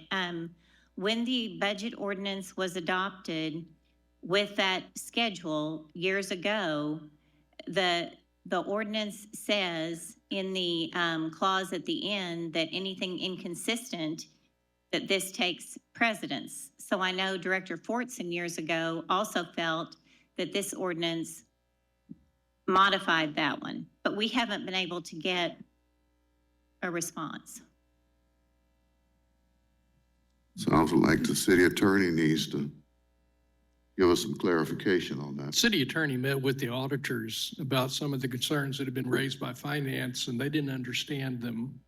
They understood the part about some of the timeframes. They did not understand why an unaudited number could be given and the timeframes met, which I think was Vice Mayor Hines' standpoint. And we went through, and I think we tried to get things worked out in terms of the changes to is it GAAC? Is that what it's called now? The federal standards for government reporting. And where we got caught up is that there was no real reporting format to be followed, which was one of the important things from the financial reporting ordinance. And it was important because the financial reporting ordinance came from a time when the city manager, for one reason or another, gave you a cash accounting 1 month and an accrual accounting the next month because it would look better for a situation for the city. And I don't buy that. And, you know, if it's, and it wasn't Bruce, long before Bruce, let me make that clear. But, you know, both of them are right, but you don't use cash accounting for governments. You use only accrual accounting, and you don't take advantage of that, and you don't switch back and forth. And that's how the thing got done. And Bob Bowles came to agreement with it, and he made the initial reports. I think that you do need to do that, and I do think that echoing Director Phillips, I think one of the things y'all need to talk about if you do have a retreat is, how do you want the reporting and what is it you want to know? What do you need out there? What can be there? How easy should it be? I mean, there's a whole lot of things that aren't being done. Davidson County, Tennessee, for example, I think that's right, Nashville, whatever Nashville is, all of their bids are online. All of the responses are online, even after they've chosen somebody, and all of their contracts are online. And so you can sort of follow all of those things going along. And we've got great possibilities for being able to develop data and make it available to the public. But the policy is, how do we want it to look? And that's really for y'all to decide. And so thank you, City Attorney. And for members of the board to re-jog your memory, there was, I guess in 2019 or 2020, I guess had it been 2019, Vice Mayor Hines brought up some concerns on the reporting. As Director Linehan has often shared, the city has never been able to meet its own reporting standards based on how the reporting standards were set decades ago, and how GFOA, which is Government Finance Operation Association, how they set financial requirements for municipalities have evolved and changed over the years. And so we're still operating on an old way.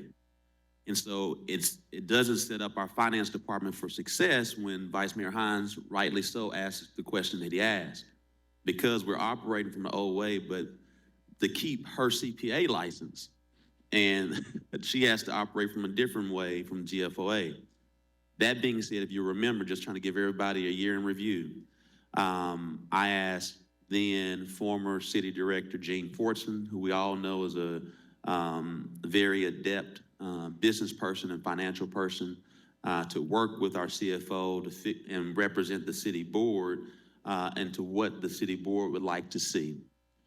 We've worked with the city attorney to create those ordinances. There are still some issues between the audit. What we can commit to, and I believe also, you said, Director Miller, you've been having some meetings too, is that in 2023, we can change something that hasn't been happening for at least 30 years and get it right-sized. With your help, City Director Miller, we already have the previous work done by former City Director Gene Fortson, in consultation with our city attorney and CFO. I think we can get this done by Q1 and make that a board priority from that standpoint. Vice Mayor Hines, do you have some things you would like to add? Would you like to be a part of that process as well? I sure would. And, you know, I am going to, I guess this might be a question for Tom. Tom, doing this amendment back, if it dates back to 2019, I don't know that I recall being aware of that it would have been seismic, but would not kick in a repealer clause within our previous ordinances since we essentially amended it and changed it? I mean, I don't think that you can have a clause in an exhibit to an ordinance that repeals indirectly an entire legislative scheme on reporting, number one. Number two, I'm not an accountant. I know debits on the left and credits on the right, and that's where it quits.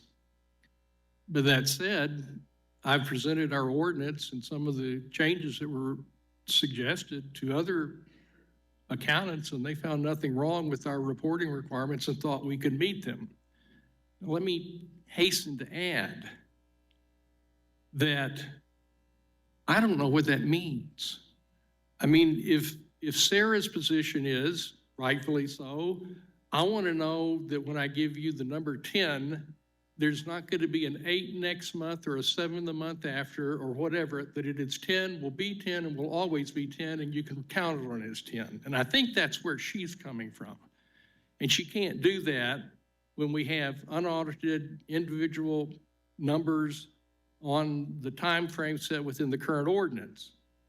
On the other hand, if you want to have this is our best guess, it's a 10, and yeah, we're going to be able to pay everybody this month and next month, but we may have to change that later and bring it back to you. I think that's where the accountants I talked to were talking about. And you know, frankly, like I said, I think the board, as they did when they passed the original financial reporting ordinance, needs to say that. I hasten to suggest that I don't think Robert Biles did not comply with that ordinance for a number of reasons, one of which is he agreed to all of the changes. And the second thing is that he worked them out with Director Lichty at the time, and reports were made for some period of time. Now, GASB, that was the acronym I was trying to remember just a few minutes ago, that has come and changed a whole lot of things for local governments. And I think, as I said a minute ago, that really does need to be a policy discussion for you. I mean, do we really need to put it down into the type of detail that it is? I've got a CPA saying, hey, that's just fine. I've got Sarah saying, I'm not giving you the accurate truth. And I think y'all have to say what you want. You know, do you want the accurate truth? And then you don't get anything until several months past it because of the way that we have the delay in collections here. If you want, this is the best ballpark figure and we will let you know of any changes, or if there are any changes in those ballpark figures in excess of a certain percentage, you know, that may be something to do. Thank you, City Attorney. Mayor, one last statement. I think some of the issue we're seeing is, I can tell you that I can only speak for myself, but none of us, I think, is aware that we put this amendment in here and it's been in there for 3 years. And this is coming from somebody that I got a phone call from today that pays attention to this stuff, and they didn't even catch it. So, and they're still thinking we're operating under our former standards. And and you wonder why we're struggling a little bit to pass a budget when it gets held over our head later in the year. Well, it was in the budget and you passed it. That's, I think, why you're seeing a little more Yes, sir. attention to the close stuff. And I know it may frustrate you, but I can tell you that I don't want to hear, well, you passed it in the budget. And the fact that, you know, as I met with our folks at CAW today, there's a whole lot there. And like we have already stated, we should have been having these discussions months earlier instead of down to the last 2 weeks of the year. And I think that's where some of this is. And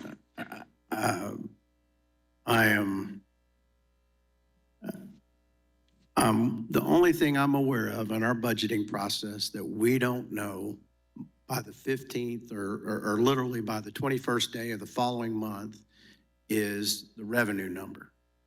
Everything else we know. We know our expenses, we know our payroll, we know everything except that revenue number. And that's where that's why me not understanding how we can do that.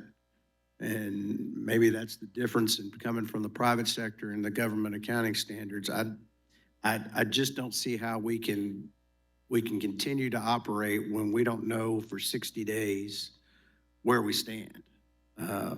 But obviously, our accounting department, they know how much money we got going out. There's money coming in and going out every month. And I just, like I said, and shame on me for not checking and double checking. And I think that's where some of this slowing the process down that's occurred tonight, you know, and like I said, I wasn't aware we did this 3 years ago. And like you said, we voted for it. So obviously we must have, it got put in there. But this is something I think that should have required a little bit more disclosure. No, thank you, Vice Mayor. And one of the things I think with members of the board, I think we One of the things I'm committed to doing in 2023 is, I think one of the things clears up a lot of it. This budget doesn't get to you all in October in a vacuum. Department directors are looking at their budgets, preparing their budgets, working with the city manager and myself well into, I would say, August is probably when they really start working on things after we get the personnel number. And they kind of drive, really a few things drive our budget. Outside of police and fire, it's our personnel, number one. Once we kind of figure out what that number is, number two is our health insurance. Those are really some contributing factors to that process. And once we kind of nail those things down, in August, our city departments start beginning to work through their budgeting process. If you'll recall, we started meeting with you all, I believe, the end of September. And from that process, you get to today. So from a city team standpoint, we are starting early. But what I'm hearing today is we can figure out a way where we're all walking along that process together earlier.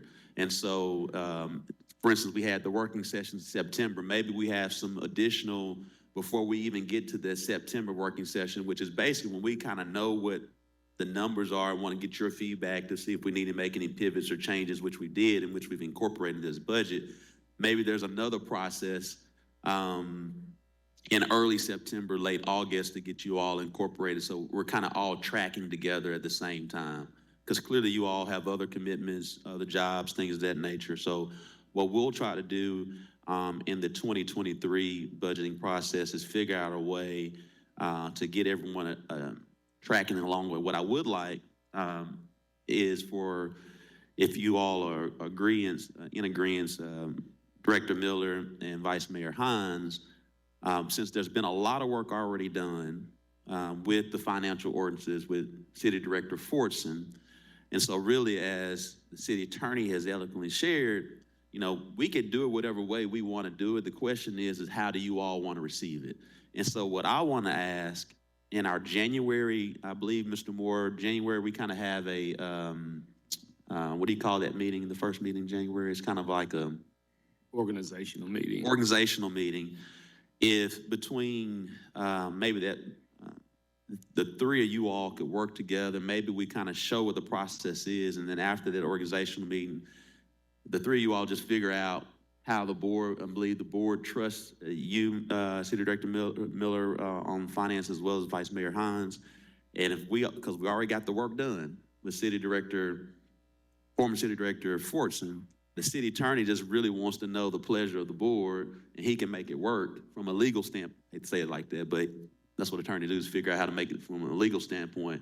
And so if we hear from the three of you all, and with Mr. Moore and myself, we all just figure out what it is. I think we can put this to bed February, March. Would you agree to that, Mr. Director Miller? I'm willing to do whatever, try to get this. Thank you. Vice Mayor Hines? Same. Thank you.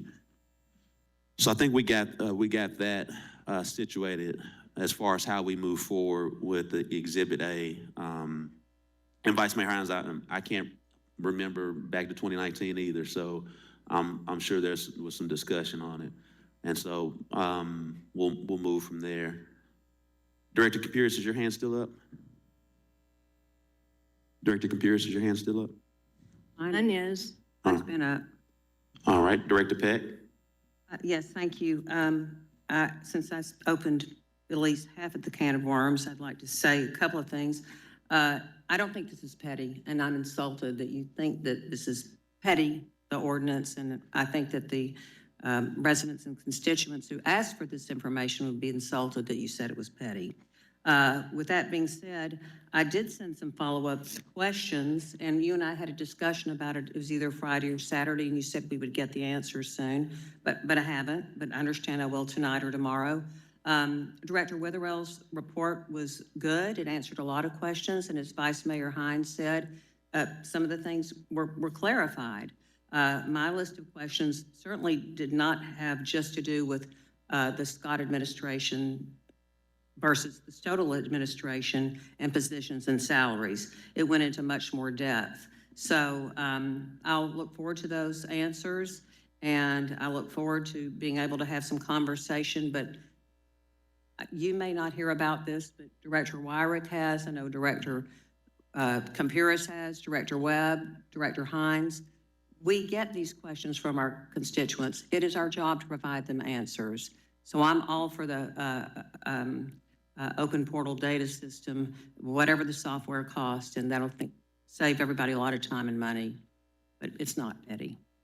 Thank you. And Director Peck, I firmly believe that I said that all the back and forth about this is petty. I wasn't sharing that to you.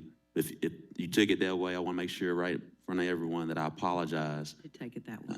So Director Peck, I apologize. That was not the intent. My intent was the back and forth was petty, and still probably shouldn't even use that word. So I apologize as well on both accords from that standpoint. And I agree. I think we all agree that the open portal is something we need to do. We all discuss it. I will ask that, just want to make sure once we bring before the board that is something that's not cheap. I want to make sure members of the board, but I think we all got the will to pay for something like that.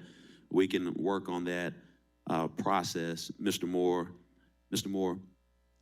I'm assuming that would need to come through IT first on the recommendations on how to get there, correct? Well, Mayor, we have an open portal. We've invested a lot of staff. I think we're talking about the online checkbook as we're really. Oh, well, we've heard the open portal, and the city's received awards nationally on our data, but open checkbook is a concept that is out there, I think, with the state and all. So, yeah, we'll look at that. Yes, and again, I apologize for that miscommunication, but referring to the open checkbook, not the open portal. And so again, Director Peck, I do apologize.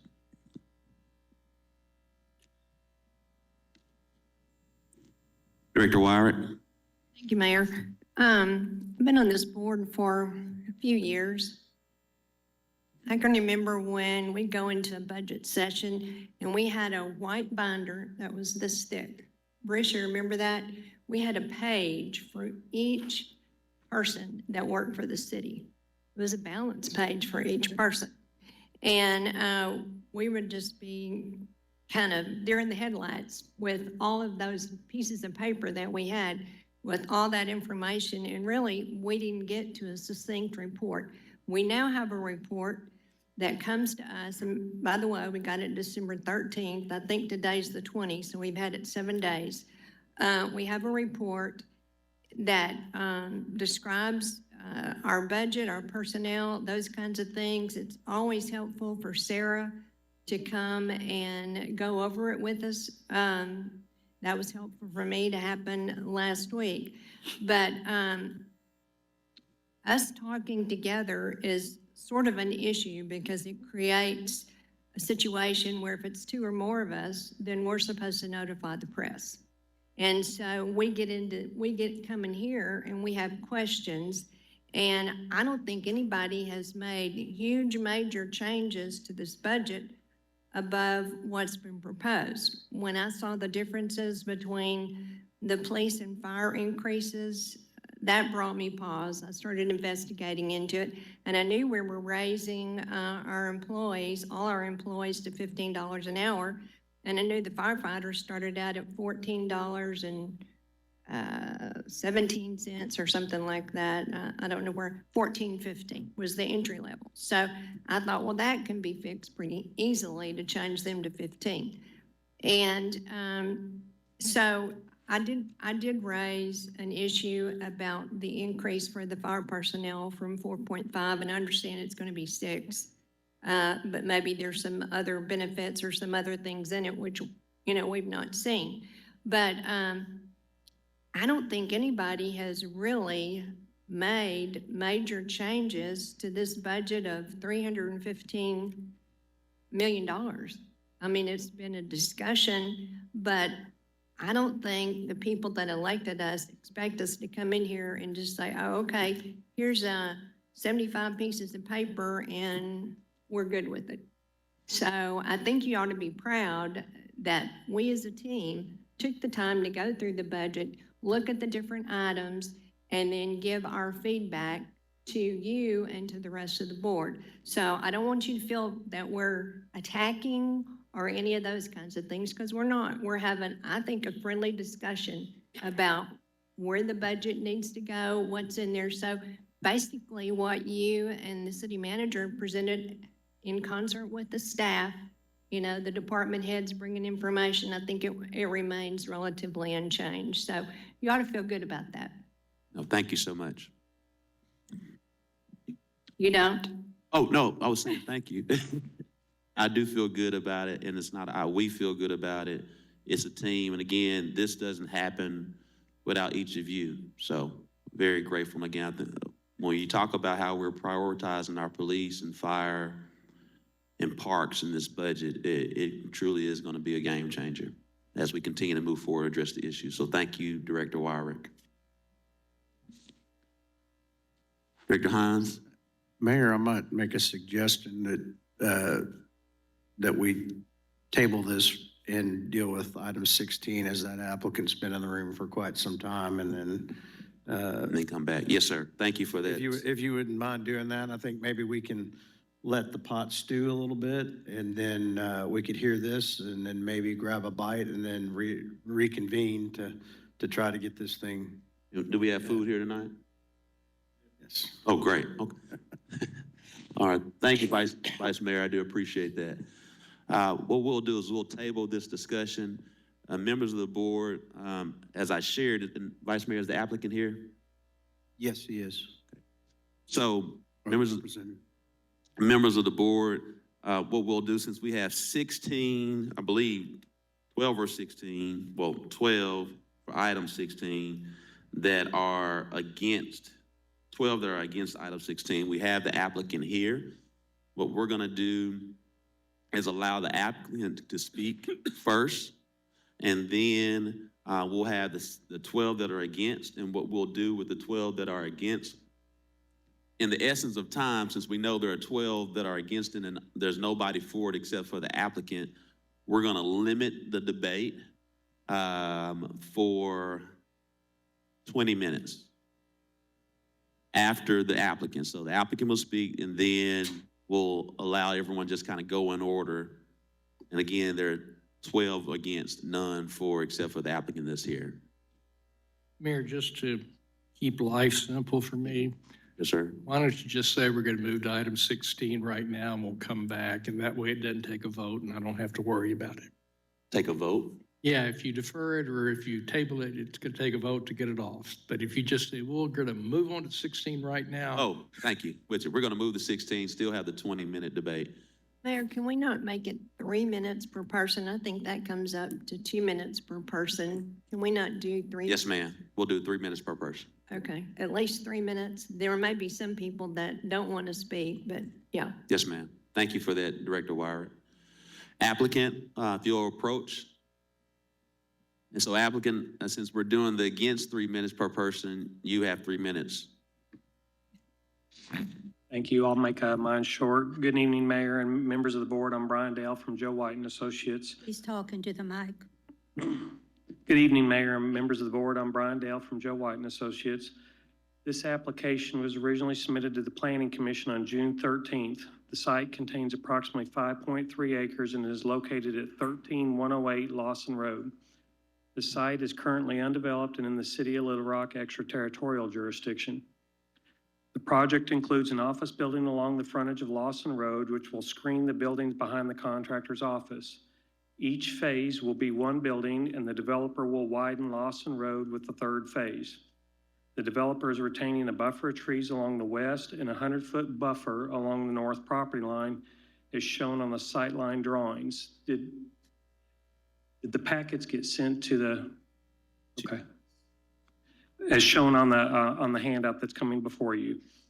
On August 1st, this item was presented at the Southwest United for Progress meeting, was voted on and approved. On September 8th, this item was on the City of Little Rock Planning Commission consent agenda and was approved. On November 15th, this item was on the City of Little Rock Board of Directors agenda on the grouped items and was approved. Tonight, we come before you again to confirm your approval. Thank you for your time to present this information, and we'd be glad to answer any questions that you may have.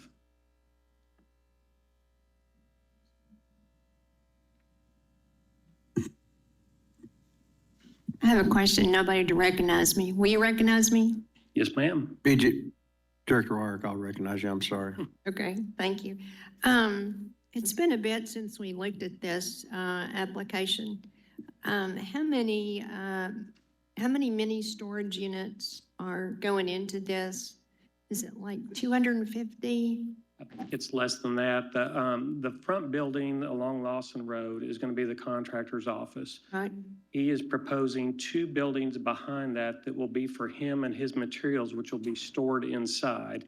Okay. But there will be an area between those 2 buildings, which will be fenced in and out of view from the public. That's where he will store materials for himself that will be outside.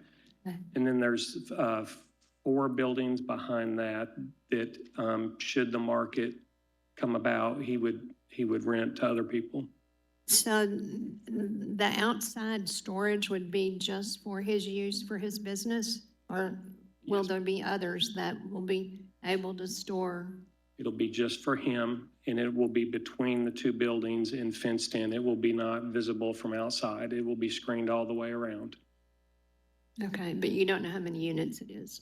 Are these environmentally controlled units or just They will not be climate controlled. They will just be outdoor units. outdoor units? Okay, that's my questions. Thank you.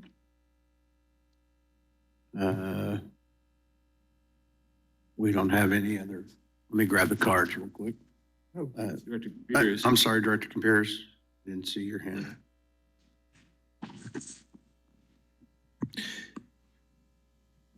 Again, what type of storage are going to go in the 2 buildings just outside the front of this?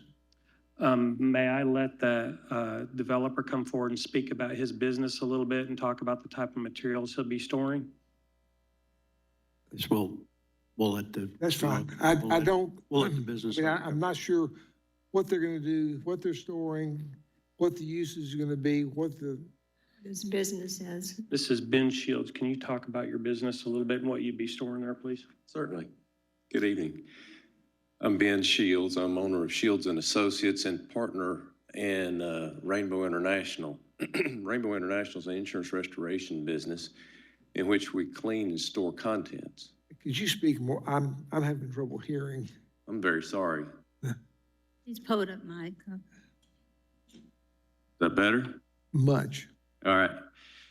I'm own Shields and Associates. We're a general contractor. I'm also part owner of Rainbow International. It's an insurance restoration business. In that business, we clean and store contents from people's homes that have had fires or water losses, anything where their contents has been damaged. So that will take place primarily in the front building, that fronts Lawson Road. Then as we perceive the market demand, if it's there, we would like permission to build additional storage units behind us. And so if you're storing damaged furniture, so-and-so, where do you clean it? Do you clean it on site or what? Yes, sir. So what does that entail? It's a non-hazardous cleaning process that's regulated by an industry organization called the IICRC, Insurance Industry. I don't know what the acronym stands for, I'm sorry. Anyway, there's a process that you go through to clean soot off of people's belongings, and we take care of that. And it's non-hazardous dishwasher type stuff. But is it inside or outside your Inside. business? Sir? Inside. Okay. And then have y'all done any traffic studies if you go ahead and do the 1, 2, 3, 4, 5 buildings behind? No traffic study yet. Do y'all have any estimate of what this would do to that road? No, sir. No, sir, we do not. Do you have any perceived number of people that would be going in and out of this on a daily basis? From other facilities that we've done of roughly this size, it's usually 10 to 15 vehicles a day, not including his contractor's office. And how many would that be?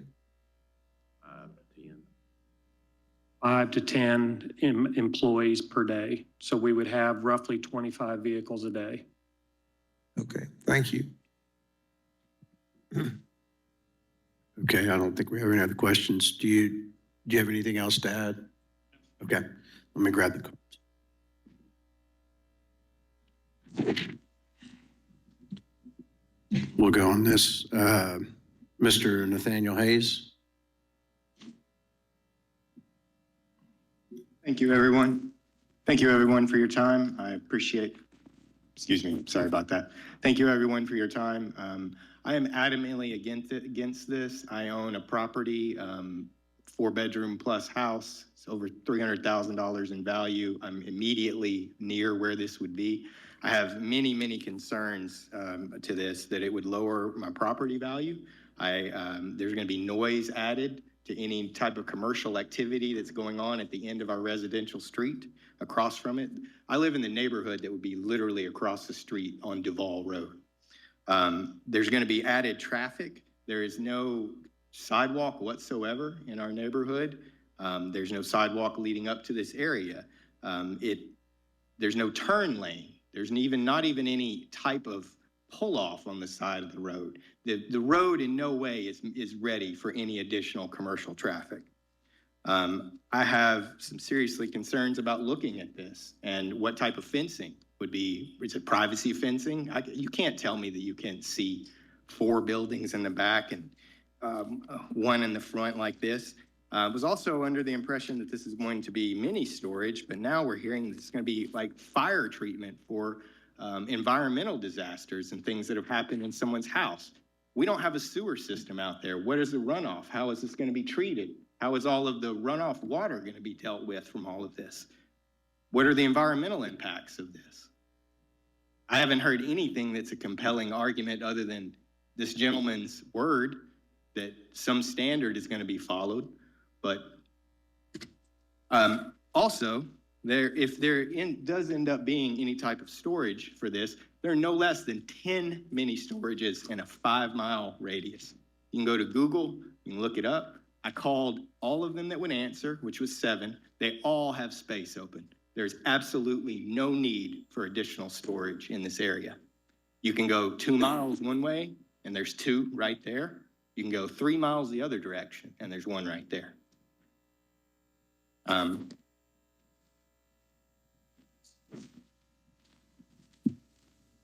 Yes, I see a lot of my neighbors here. This got pushed back and some of them are no longer here, but just by the numbers and support of against this alone, I feel that I am in the same frame of mind with my neighbors that we are all adamantly against it. And we are very worried about what this is going to do to the property value. And then again, I'm going to reiterate, now I have environmental concerns because they're going to be treated burned houses, and there's never anything good from a house burning completely. It's all carbon and burnt and just non-ecologically friendly or environmentally friendly materials. And I don't want that treated in my neighborhood. Thank you for your time. Thank you. Ms. Cornelia Beck.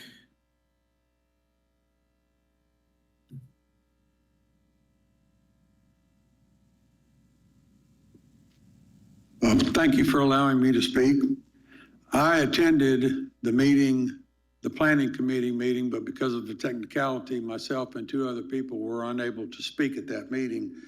We were assured if when we came to the board meeting that we would all have an opportunity to speak, but as you well know, that somehow a procedural error occurred and we were not able to do that. In fact, let me get some of the other people. I want you to see how many people are here that are opposing this whole process. I have in my hand, I sent out letters to 40 to 60 homes that surround this proposed PCD. I have 43 letters that were mailed back to me. I didn't go and get them. They were mailed to me, and all of them are opposing having a mini storage and a construction process going on in this neighborhood directly across the street from where they all live. There are homes on both sides of this. There are homes behind it, and there are homes directly across a single lane street. And these 43 people out of the 60 letters that I sent to said, please go fight for me. And that's what I'm doing here tonight, is to try to hope that you understand that all these people in this neighborhood don't want it. It's not just this gentleman, it's some of these behind me that are gonna speak. Nobody knew about, I think only about 5 or 6 people received the original letter because it was in 200 feet. So all these people knew nothing about it until I sent them a letter. And that's when they all vehemently opposed this process. But we were not able to speak because of, some of the problems that we had. 3 years ago, a construction company, 300 feet, just 300 feet down the road, wanted to do almost identically what this gentleman is wanting to do. I got letters from the neighbors. I took it to the planning commission, the planning board, and the planning board voted unanimously not to let them build on that 3 acres or 2 acres across the street where they were going to put metal buildings and have equipment coming in and out, because at the time they said, this is a neighborhood.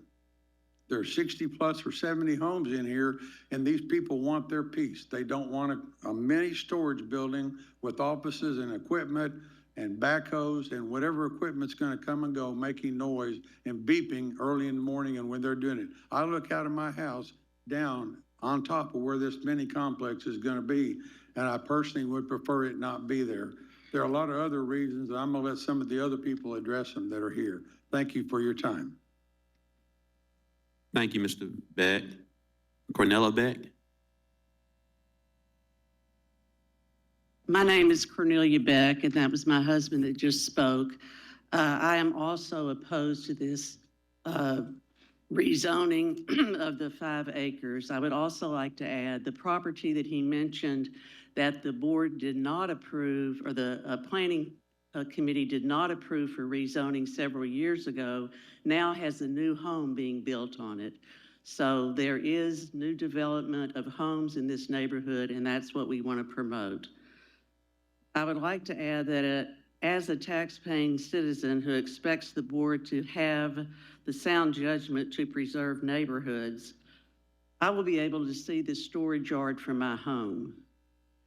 So my question to each of you is, as a homeowner, would you support a rezoning that resulted in being able to look out of your windows into a storage yard? Thank you. Thank you, Ms. Beck. Nadia Cochran? Nadia Cochran?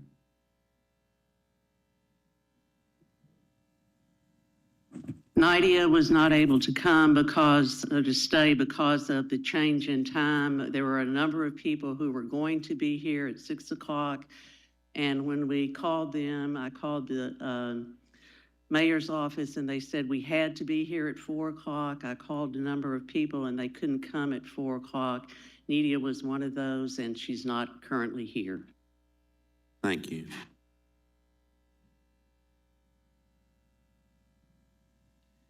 Wesley Walthenberger?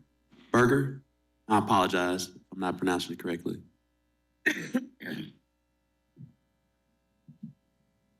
Hello, everybody. I'm Wes Wolfenbarger. I live at 13224 Colonel Glenn.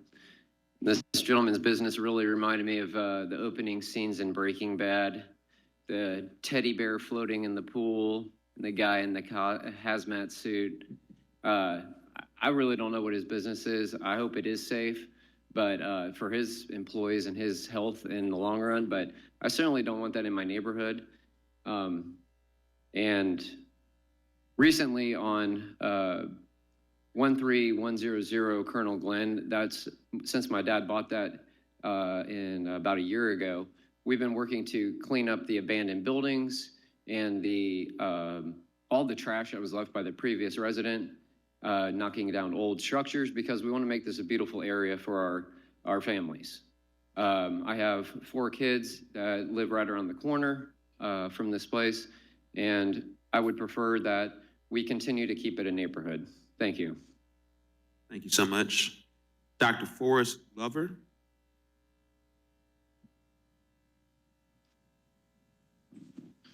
Mayor, board members, my name is Forrest Glover. I'm speaking on behalf of myself and my wife, Monica Glover, who's here this evening.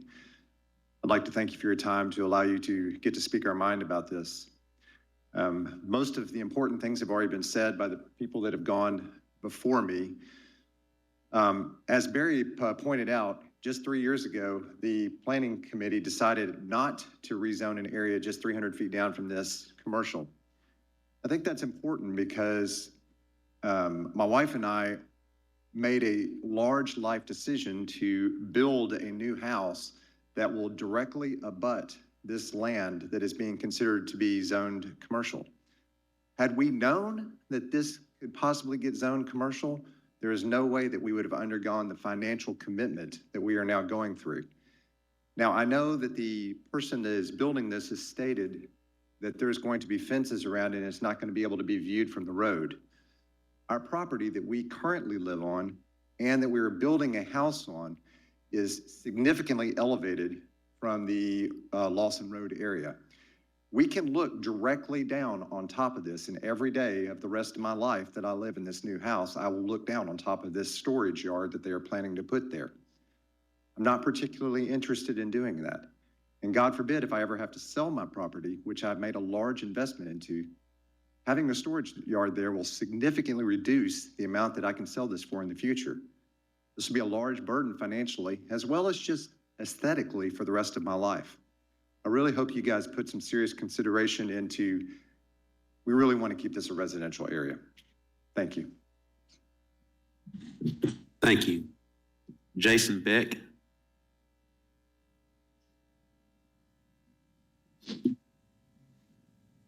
Good afternoon, and thank you for your time.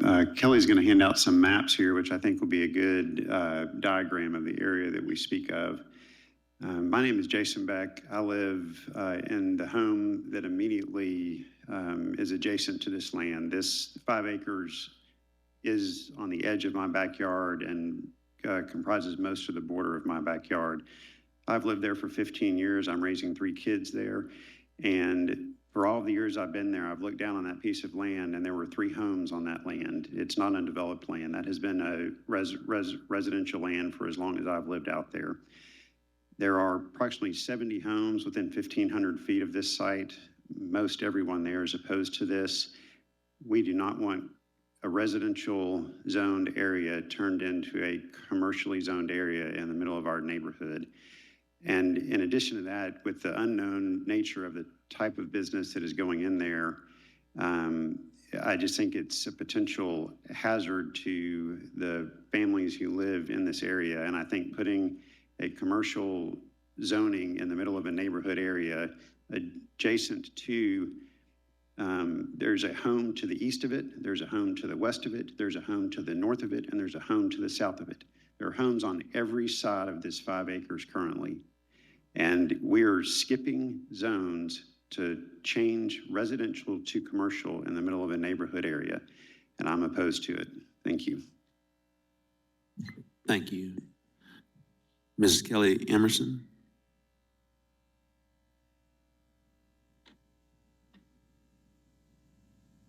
Good afternoon. My name is Kelly Emerson, and I actually I'm a tenant there as well. I back up to the storage unit that would be placed there, the construction building that is now being told to us, which brings a whole nother line of questions that I would have as to the environmental issues that would provide there.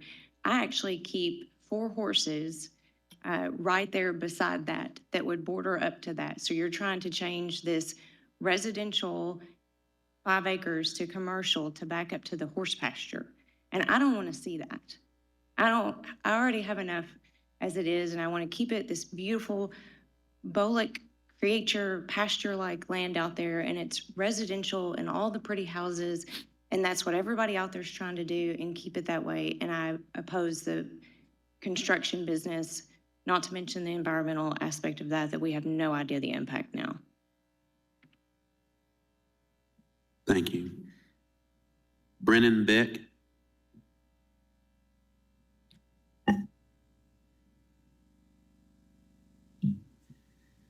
Mayor, board members, my name is Brennan Beck, and for the last 12 years, I've resided in that neighborhood. I grew up in that area, and I want to offer a unique perspective, not of landowners and adults, but of children in that area. Think about your own children and running around your neighborhood. Do you want commercial business with intense cleaning processes with potential mini storage and high traffic where your children go to play in their childhood? I was able to grow up on that land undisturbed, and that experience was so fruitful for me, and I hope that my younger siblings and all the other children in that area continue to have that experience and that we can make the right decision today. Thank you. Thank you. David Reinosick.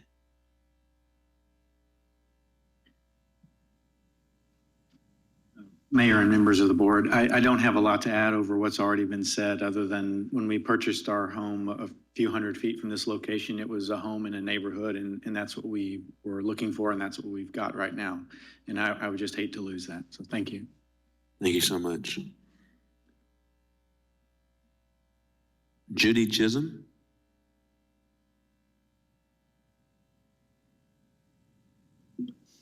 Hello, everyone.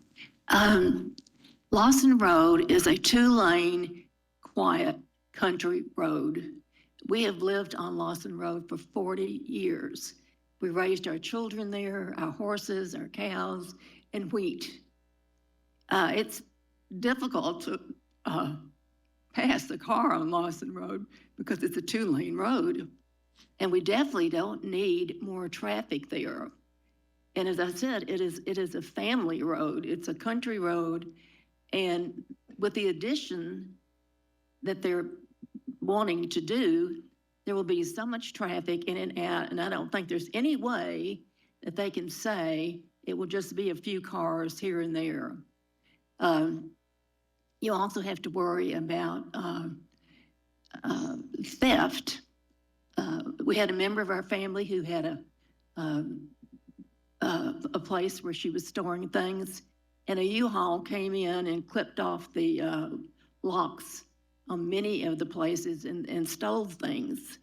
I mean, this is something that could happen, but you don't know who is going to be renting there or what they're going to be doing, and it will add so much more traffic that I'm so opposed to this, and I hope everyone else will see that this is a very bad thing.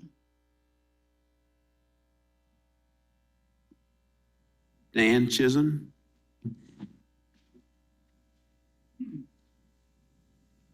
Thank you for the opportunity to speak. And I'm very impressed with my neighbor's ability to correctly voice my opinion. There is a few small commercial properties on Lawson and Colonel Glenn, and they have been well established with the tendency to integrate them into the neighborhood, especially Kinko Construction Company at the junction of Colonel Glenn and Lawson. And those small commercial areas have not impacted negatively the environment, but this large development would have a major negative effect on land values, price, the ability to have a nice neighborhood and enjoy livestock and open spaces. And I think it's very destructive. Also, Lawson Road is quite narrow, and it reminds me of Canis, how Canis was a tiny, thin, narrow road, and it was enlarged, and it was able to accommodate commercial investments. And that would be what would have to take effect on Lawson to really develop it in a commercial way, is to basically enlarge the road and develop it in that direction. I'd be totally opposed to that, of course. And it's a nice neighborhood where people feel safe and enjoy their rural life that close to Little Rock. So I'm strongly opposed to developing that property in the manner they're discussing. Thank you so much. Members of the board, we've now heard from those for and those against. Director Computers, apologize. Can Mr. Collins come back? Yes, Director Collins, if you can hear us.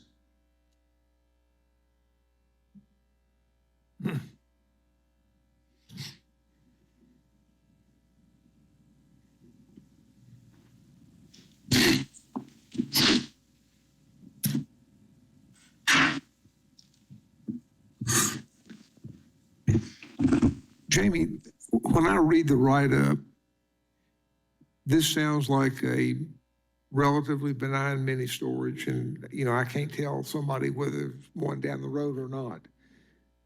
But when I hear tonight, really what this is a restoration plan that if, at least it sounds to me, that if the capacity or if the need is there, then they'll build out mini storage.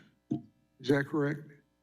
Well, it's approved in the plan development that this is the phased approach. And they did state earlier that if it's needed, they would add it as the market done. But this plan development is approved with the mini storages, albeit at a later part of it. So if the plan was ever that they wasn't going to do the mini storage part of it and enlarge the contractor's yard or whatever lay down area, then that would have to come back before as a revised plan development or amend the plan development. But my point is that when I read this, or at least what I started out thinking, is that this was a mini storage, and basically it's a restoration facility indoor. And I think the first gentleman brought up an interesting thing. If you do that, where does the water go? Where does all that happen? How do you control that sort of situation?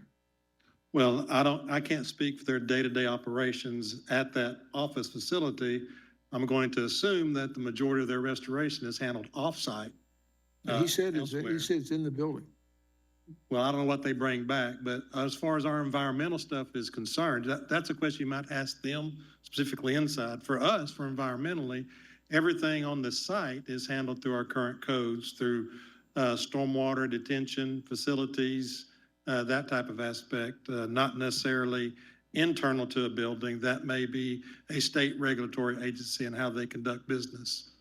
Well, but again, my point is that when I read this, it sounded like a mini storage, and when I hear it tonight, it's a restoration facility with the potential of having mini storage. Would you think that is correct? That is correct to a point. As I said, it was always understood it was a contractor's office and a yard to place stuff, and then the mini storage is behind, but it is not one and not the other. It is both. It was presented as both. And for us, it is both. So in other words, if they don't choose to do the mini storage, then that's an amendment. That's a change from what was proposed. But again, the first thing that's going in is that front building, and then two, on this, it looks like square buildings with a center area in between. Is that right? Yes, the front is the office, and as it grows, they would add some to the back or to the north.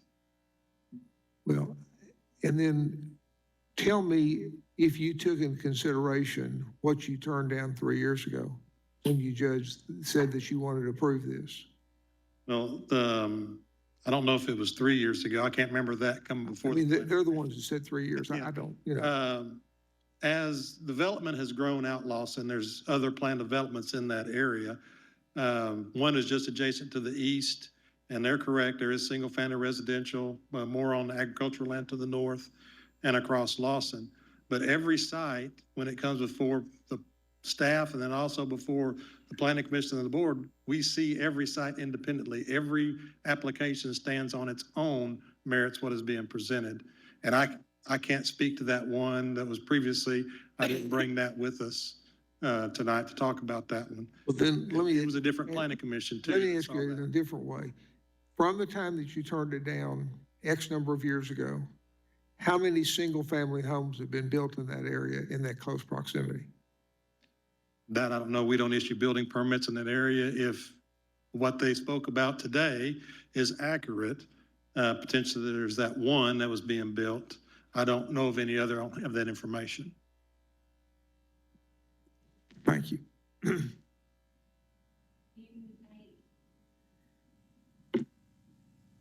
Director Wyrick? Thank you, Mayor. I don't have any questions. I just have a couple of comments. This is zoned residential today, and what the developer's requesting is a planned commercial development. And as we've uncovered, we have warehouse with some sort of uses in it that appear to me are more on the industrial side than on the commercial side. That's the main part of the business. So I think that we have a flawed request here. Instead of it being a PCD, maybe it ought to be a PID. Now, I don't know if mini storage will fit under that or not, but I have some concerns about what their work is going to do. Apparently, their work content is in the building. They're going to have storage behind their building. And, you know, some of the contents could have some issues with them. So it looks like to me it should have been like a warehouse industrial instead of a warehouse commercial. So I'm not gonna be supportive of this. We had no opposition to it at the Planning Commission. And when we voted on it, we had no opposition to it. We didn't have the benefit of the residents in the area to describe to us the situation out there. So it looks to me like we need to have a demarc for residential and commercial industrial, because we do have so much residential out there. Thank you. Thank you. Director Phillips? Thank you, Mayor. Apologize to the city of Little Rock for coming to the meeting so late. I just wanted to make sure I understood what we were in the agenda so I can try to follow along. So that's why I raised my hand. We are on item 16. Okay, that's what I needed to know. I know I'm late. Did we already vote on the budget? Did that happen, or what's the update? We took a breather, and after this, we're gonna have a vote. Then we have one citizens communication, and then we're gonna take a dinner break for about 30 minutes. That good with everybody? 15 minutes? 15? All right, here in 15 minutes. We'll take a 15-minute dinner break. Okay, understood. Thanks, Mayor. All right, members of the board, we've read it 3 times. Is that correct? Madam Clerk, I just want to get us back on schedule. Yes, sir. We had 3 readings. All those in favor, please say aye. Aye. All those opposed, please say nay. Nay. Nays have it. We'll now go to citizens communication.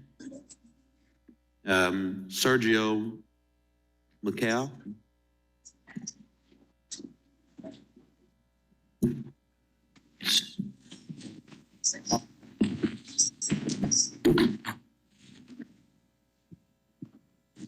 Is Sergio here?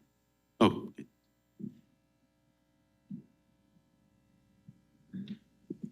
Sorry, my foot fell asleep. Good afternoon. No, it's evening now. Okay, sorry, I didn't know. Last time I was here, the communications came before, not after. So, yeah, I just had a couple questions. Well, one question and a remark. I know it's winter forecast to Thursday. It says it's going to snow.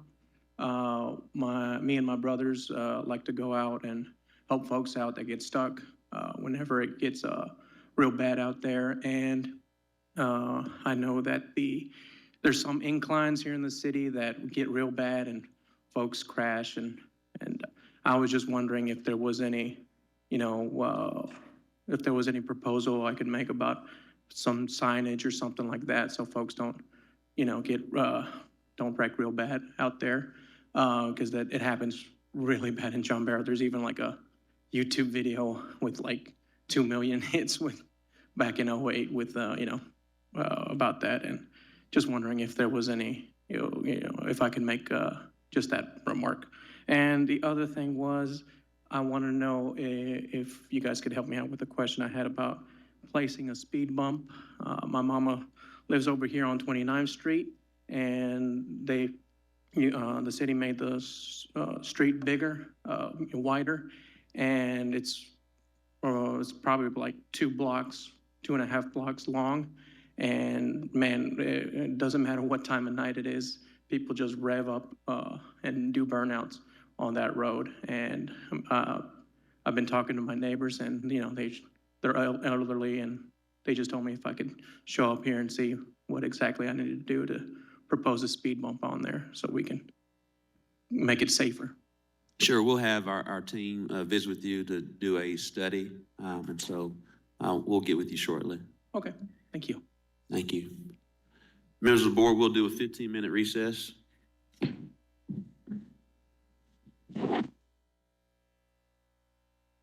Members of the board, we're now back in session.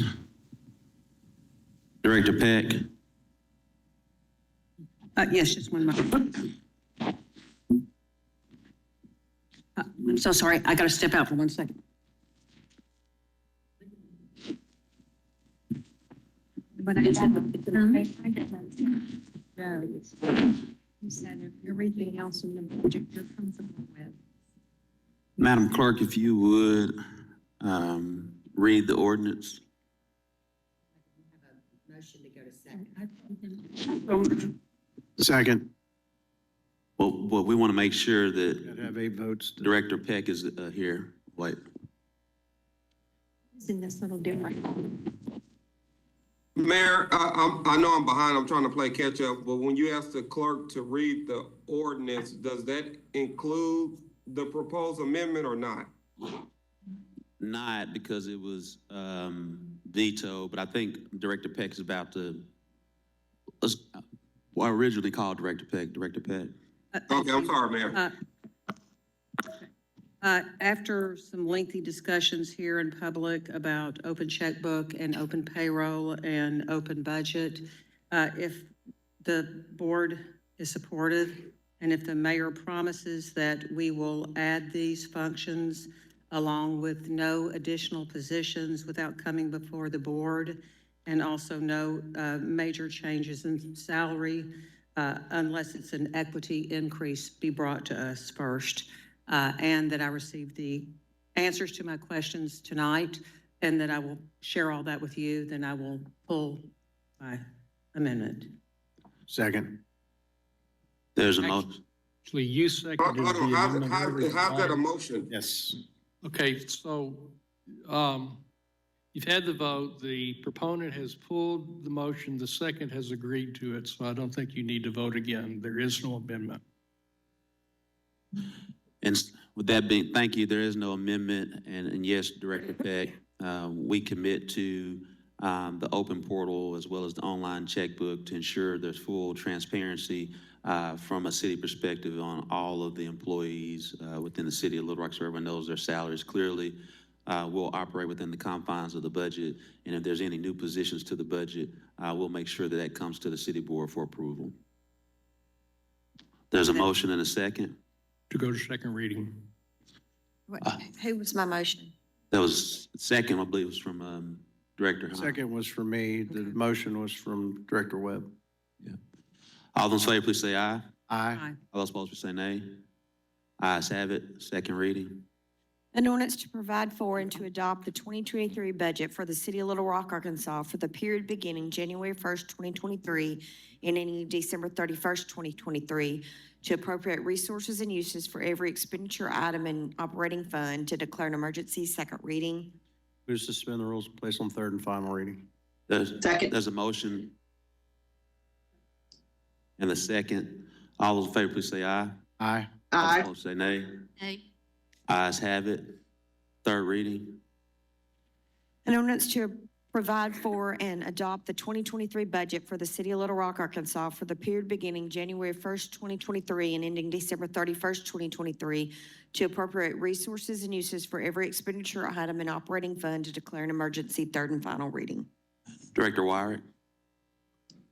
Well, I've said a number of times that I will not vote for the budget until we go through the process with the firefighters.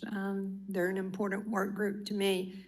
I got a text message from Joe Cuffle, who's the president, and he says that he is very comfortable that the negotiations that were done with the contract will be ratified. So I'll be voting. Great news. Thank you, Director Wyrick. Director Phillips, your hand up. Oh, that was from earlier. All right. We've had 3 readings. All those in favor, please say aye. Aye. All those opposed, please say nay. Nay. Ayes have it. We'll see everyone in 20. Hey, we've got an We have emergency. an emergency clause. There's a motion from Director Hines and a second from Director Webb. Is that true? You don't have to have a motion for an emergency. We don't have to have All right. All those in favor, please say aye. Aye. All those opposed, please say nay. Nay. Ayes have it. Thank you, members of the board. As we've been able to get through this budgeting process, do appreciate you and all your hard work. Look forward to seeing everyone at the first board meeting in 2023. Also, just for some, just kind of clean up, Director Miller and Vice Mayor Hines will be, Director Linehan will be getting with you all for the organizational meeting in January to figure out how you want to see the financials going forward, honoring the work that was done by Director Fortson and Director Linehan and our city attorney. And so we can have that ready for our organizational meeting. So I want to make sure that we discuss that. Mr. Moore, did you have?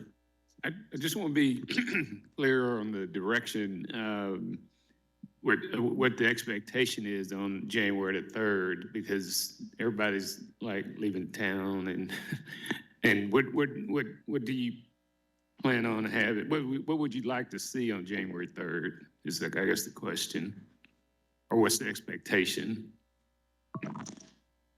The expectation, I would say, is to have a conversation about the financials and how they want to see them.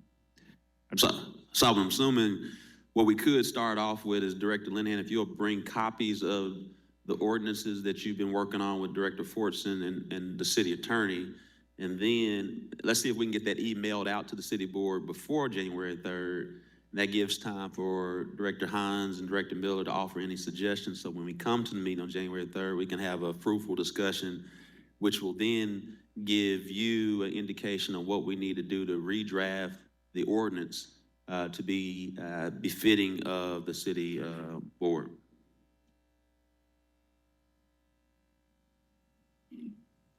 That, Mr. Director Miller, Director Hines, that I mean, what usually happens on the first meeting of the year? This is new to me because to me, I thought we were going to have conversations prior to that. Then we were going to bring it when we had our, whatever the regular scheduled process would be. I didn't know what the first meeting of the year usually is. So. Yeah, it's really what I call your organizational meeting. This is where you select the vice mayor. You will go through and do the board and commission liaisons. And that's usually all we do because we're not meeting next week. So it's always a very light meeting. We don't even feed you that day. So how long does the meeting usually last? Less than an hour. I mean, I can get together with Director Hines and Director Linehan. We could do this after that. Quite frankly, I don't know if, since it's been reported this way this long, I don't know if one meeting is gonna make or break this whole process. I agree. Yeah, I was gonna say, the 10th or 17th. Yeah, let's do it on 17th. We might also want to consult our auditor on this. Yeah. As to what's feasible and required by GASB. And we could have their opinion as an outside entity. So let's try to do it on 17th. I don't want to upset precedents usually on the first meeting of the year. Will do. Yeah, Director. Mr. Moore, then, well, Director Phillips, we'll go to you first, then we'll go to Mr. Moore. Okay, thank you, Mayor. Two, like housekeeping things, I understand we're off next week. I don't know how we notify the public. I had people reach out to me who were kind of out of the loop today about the change in times. So I don't know what the process is, but if we can make sure that when we're changing meeting times, we make it very, very public. Also make the recommendation. I was out last week, that if we're gonna change meeting times, that we absolutely contact each of the directors so we know what's happening the next week. And then thirdly, as it relates to the January 3rd meeting, Mr. Moore, can we have an update on two things, the status of the boardroom at City Hall and the status of scheduling of the board retreat? Can we have that at that meeting as well? We can. Okay, thank you. That's all I have, Mayor. Mr. Moore? Just a reminder to the general public that we'll have a swearing-in ceremony at Robinson Auditorium on January the 1st at 1 o'clock. Thank you, Mr. Moore. Again, members of the board, I just want to share my appreciation to each of you and what you do to give back to the city of Little Rock and its residents. We do appreciate you and want to say happy, Shag, Hanukkah, Samak. Also want to say Merry Christmas and forthcoming Happy Kwanzaa as we move through this holiday season. Everyone have a blessed day.